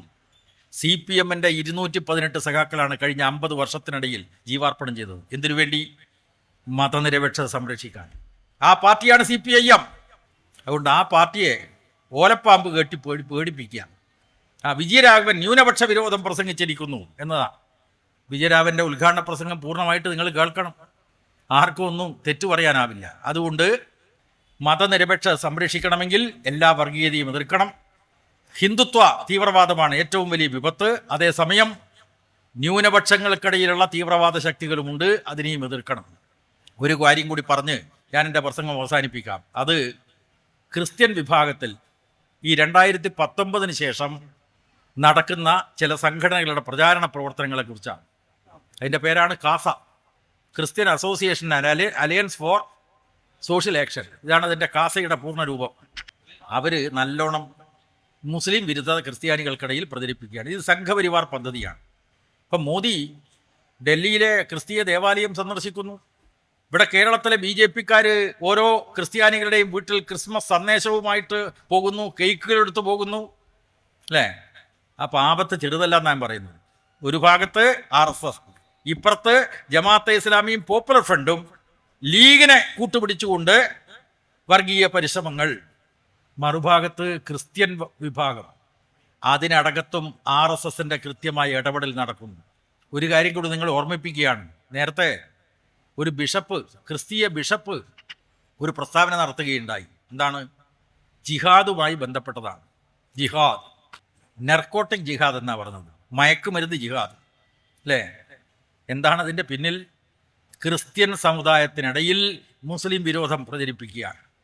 കാരണം ജിഹാദ് സത്യത്തിനു വേണ്ടിയുള്ള പോരാട്ടമായിട്ടാണ് ഇസ്ലാം മതവിശ്വാസികൾ കണക്കാക്കുന്നത്. അവരുടെ താല്പര്യം എന്തായിരുന്നു? ഇതാണ് മുസ്ലിം വിരുദ്ധ വികാരം ക്രിസ്ത്യൻസിനിടയിൽ ഉണ്ടാക്കുക. അത് സംഘപരിവാറിൻ്റെ അജണ്ടയാണ്. അത് നടത്തിപ്പുകാരായിട്ട് കാസ മാറുക. നമ്മുടെ മുഖ്യമന്ത്രി ഇടപെട്ടല്ലോ, വേറെ ആരുമല്ല ഇടപെട്ടത്. നമ്മുടെ മുഖ്യമന്ത്രി സഖാവ് പിണറായി വിജയൻ തത്സമയത്ത് ഇടപെട്ടുകൊണ്ട് പറഞ്ഞു, കേരളത്തിലെ മയക്കുമരുന്ന് കേസുകളുടെ കണക്കെടുത്തു, പരസ്യമായി പ്രഖ്യാപിച്ചല്ലോ. മയക്കുമരുന്ന് കേസുകളിൽ ഉൾപ്പെട്ട പ്രതികൾ എല്ലാ മതവിഭാഗങ്ങളിലും പെട്ടവരുണ്ട് എന്ന് ജനങ്ങളെ ബോധ്യപ്പെടുത്തി, അല്ലേ? അതാണ് കേരളത്തിലെ LDF സർക്കാർ. പല പ്രകാരത്തിലും വർഗീയത പടർത്താൻ പരിശ്രമിക്കുന്നു. ഇവിടെ മുസ്ലിം ലീഗുകാർ മാന്യന്മാരായിട്ട് ചമയാൻ അവർ മാന്യന്മാരായിട്ട് ചമയാൻ വേണ്ടി പരിശ്രമിക്കുകയാണ്. ഞങ്ങൾ ഇവിടെ മതനിരപേക്ഷതയ്ക്ക് വേണ്ടി നിലകൊള്ളുന്നതാണ്. ആണോ? സഖാവ് വിജയരാഘവൻ വയനാട് പ്രസംഗത്തിൽ പറഞ്ഞല്ലോ, ഒരു പള്ളിയെ ലക്ഷ്യം വെച്ചു, അത് കഴിഞ്ഞപ്പോൾ 3 പള്ളി, പിന്നെ 30 പള്ളി, പിന്നെ 30,000 പള്ളിയിലേക്ക് പോയിക്കൊണ്ട് രാജ്യത്തുടനീളം ഹിന്ദുത്വ തീവ്രവാദം പടർത്തി രാഷ്ട്രീയ നേട്ടമുണ്ടാക്കാൻ RSS പരിശ്രമിക്കുന്ന ഘട്ടത്തിൽ തുർക്കിയിലെ ഒരു ക്രിസ്തീയ ദേവാലയം, അല്ലേ, ഹാഗിയ സോഫിയ ക്രിസ്തീയ ദേവാലയം, അത് അവിടുത്തെ എർദോഗൻ അധികാരത്തിൽ വന്നപ്പോൾ മതമൗലികവാദിയാണ്, അത് പള്ളിയായിട്ട് മാറ്റി. ക്രിസ്തീയ ദേവാലയമേ ഒരു മുസ്ലിം പള്ളിയായിട്ട് പരിവർത്തിപ്പിച്ചപ്പോൾ മുസ്ലിം ലീഗിൻ്റെ നേതാവ് സാദിഖ് അലി ശിഹാബ് തങ്ങൾ ചന്ദ്രികാ പത്രത്തിൽ ലേഖനം എഴുതി. കൃത്യമായിട്ടുള്ള വർഗീയതയാണെന്ന് പറയാൻ ആരേ ഉണ്ടായുള്ളൂ? CPM-ന്റെ സംസ്ഥാന സെക്രട്ടറി അന്തരിച്ച സഖാവ് കോടിയേരി, അല്ലേ? അതുകൊണ്ട് ലീഗുകാരെ നിങ്ങളെയും വെറുതെ വിടാൻ വേണ്ടി പോകുന്നില്ല. ജമാഅത്തെ ഇസ്ലാമി അതുപോലെ പോപ്പുലർ ഫ്രണ്ട് തെറ്റായിട്ടുള്ള ആശയങ്ങൾ, തെറ്റായിട്ടുള്ള വർഗീയ പ്രചരണങ്ങൾ നടത്തിക്കഴിഞ്ഞാൽ അതിനെയും എതിർക്കാൻ ഈ രാജ്യത്തിലെ കമ്മ്യൂണിസ്റ്റുകാരുണ്ടാവും. അപ്പോൾ കമ്മ്യൂണിസ്റ്റ് പാർട്ടിക്ക് CPM-ന് കൃത്യമായിട്ടുള്ള നിലപാടുണ്ട് മതനിരപേക്ഷത സംരക്ഷിക്കുന്ന കാര്യത്തിൽ. മറ്റ് കാര്യങ്ങളെപ്പറ്റിയൊന്നും ഞാൻ പറയുന്നില്ല. വഖഫിനെ പറ്റി ദീർഘമായി പറയാനുണ്ട്, പക്ഷേ മറ്റ് സഖാക്കൾ ഇവിടെയുണ്ട്, അല്ലേ? ലീഗുകാരിപ്പോൾ പറയുന്നത് ആ VS അച്യുതാനന്ദൻ ഗവൺമെൻറ്റിൻ്റെ കാലത്ത് ഈ വഖഫ് തിരിമറിയെക്കുറിച്ച്, വഖഫിലെ അഴിമതിയെപ്പറ്റി, ആ വഖഫ് അന്യാധീനപ്പെട്ടതെന്ന് സംബന്ധിച്ച് ഒരു അന്വേഷണ കമ്മീഷനെ വെച്ചു. അതാണ് പ്രശ്നം. കുഞ്ഞാലിക്കുട്ടി പറയാണ്, അതാണ് പ്രശ്നം. കേരളത്തിൽ വഖഫ് ഭൂമിയുടെ, വഖഫ് സ്വത്തുക്കളുടെ അന്യാധീനപ്പെടൽ നടക്കുന്ന ഓരോ ലീഗ് നേതാക്കന്മാരാണ്. നിഷേധിക്കാൻ പറ്റുമോ? നമ്മുടെ VS-ന്റെ ഗവൺമെൻറ് കാലത്ത് പഴയ നിയമ secretary, retired judge MA Nisar അന്വേഷിച്ചിട്ട് 20 റിപ്പോർട്ട് കൊടുത്തിട്ടുണ്ട് ഗവൺമെൻറ്. ഗവൺമെൻറ് ഫയലുണ്ട്. ഇപ്പോൾ ഒരു റിപ്പോർട്ട് എന്താണെന്നറിയോ സുഹൃത്തുക്കളെ? ഈ വഖഫ് എന്ന് പറയുന്നത് ഇസ്ലാം മതവിശ്വാസികൾ കരുതുന്നത് പടച്ചോൻ്റെ സ്വത്തായിട്ടാണ്, അല്ലേ? പടച്ചോൻ്റെ സ്വത്ത് പള്ളയിലാക്കുന്ന പണി ലീഗ് എടുത്തത് ഈ റിപ്പോർട്ടിലുണ്ട്. മനസ്സിലായില്ലേ? നിഷേധിക്കാൻ ഞാൻ ലീഗ് നേതാക്കന്മാരെ വെല്ലുവിളിക്കുക. ആ റിപ്പോർട്ടിൽ ഒരു ഭാഗം എന്താണെന്നറിയോ? വിശദമായിട്ട് കാര്യങ്ങളിലേക്ക് പോകുന്നില്ല. അതിൽ പറയുന്നത് വഖഫ് സ്വത്തിൽ നിന്നുള്ള വരുമാനം അത് ആർക്കുള്ളതാണ്? വഖഫ് സ്വത്തിൽ നിന്നുള്ള വരുമാനം ഇസ്ലാം മതവിശ്വാസികൾ അല്ലെങ്കിൽ മുസ്ലിം സമുദായത്തിൽപ്പെട്ട അനാഥന്മാർക്ക് സഹായം കൊടുക്കാൻ, പിന്നെയോ വിധവകൾക്ക് സഹായം കൊടുക്കാൻ, നിരാശരായിട്ടുള്ള ആളുകൾക്ക് സഹായം കൊടുക്കാനുള്ളതാണ് വഖഫ് സ്വത്തിനുള്ള വരുമാനം. ആ വരുമാനം ഉപയോഗിച്ച് മുസ്ലിം ലീഗിൻ്റെ ജില്ലാ കമ്മിറ്റിക്ക് 50,000 രൂപ, ഈ 5 ലക്ഷം രൂപ വില വരുന്ന സമയത്താണ്, ഇപ്പം അല്ല, കുറച്ച് വർഷങ്ങൾക്ക് മുമ്പ് കണ്ണൂരിലെ മുസ്ലിം ലീഗിൻ്റെ ജില്ലാ കമ്മിറ്റിക്ക് 50,000 രൂപ മുസ്ലിം ലീഗിൻ്റെ ജില്ലാ കമ്മിറ്റിക്ക്. ഏത് പടച്ചോൻ്റെ സ്വത്തോ? എന്തിനാ പടച്ചോൻ്റെ സ്വത്ത് ലീഗിൻ്റെ ജില്ലാ കമ്മിറ്റിക്ക്? അപ്പോൾ തട്ടിപ്പിൻ്റെ ആശാന്മാരാണ് ഇവിടെ മുസ്ലിം ന്യൂനപക്ഷത്തിൻ്റെ വക്താക്കളായിട്ട് നമ്മുടെ സമൂഹത്തിന് മുമ്പിൽ വരുന്നത്. അതുകൊണ്ട് ഇവയെല്ലാം നമുക്ക് തുറന്നു കാണിക്കണം. എല്ലാ വർഗീയ ശക്തികളെയും എതിർക്കുന്ന സമീപനമാണ് CPM-നുള്ളത്. അതാണ് ഈ നാടിന് ആവശ്യം. ഇത് തിരിച്ചറിയാൻ എല്ലാ വിഭാഗത്തിലുംപ്പെട്ട ജനങ്ങളോട് അഭ്യർത്ഥിച്ചുകൊണ്ട് വളരെയധികം ഫലപ്രദമായിട്ടുള്ള ഒരു വിഷയത്തെയാണ്, കാലിക പ്രസക്തമായിട്ടൊരു വിഷയത്തെയാണ് ഈ സമ്മേളനത്തോടനുബന്ധിച്ച് സെമിനാറിന് തിരഞ്ഞെടുത്തിട്ടുള്ളത്. സംഘാടകന്മാരെ ഒരിക്കൽ കൂടി അഭിവാദ്യം ചെയ്യുന്നു. ഈ സെമിനാർ ഉദ്ഘാടനം ചെയ്തതായി പ്രഖ്യാപിക്കുന്നു. ഞാൻ അവസാനിപ്പിക്കുന്നു. നന്ദി. മതേതരത്വം വെല്ലുവിളിക്കപ്പെടുമ്പോൾ എന്ന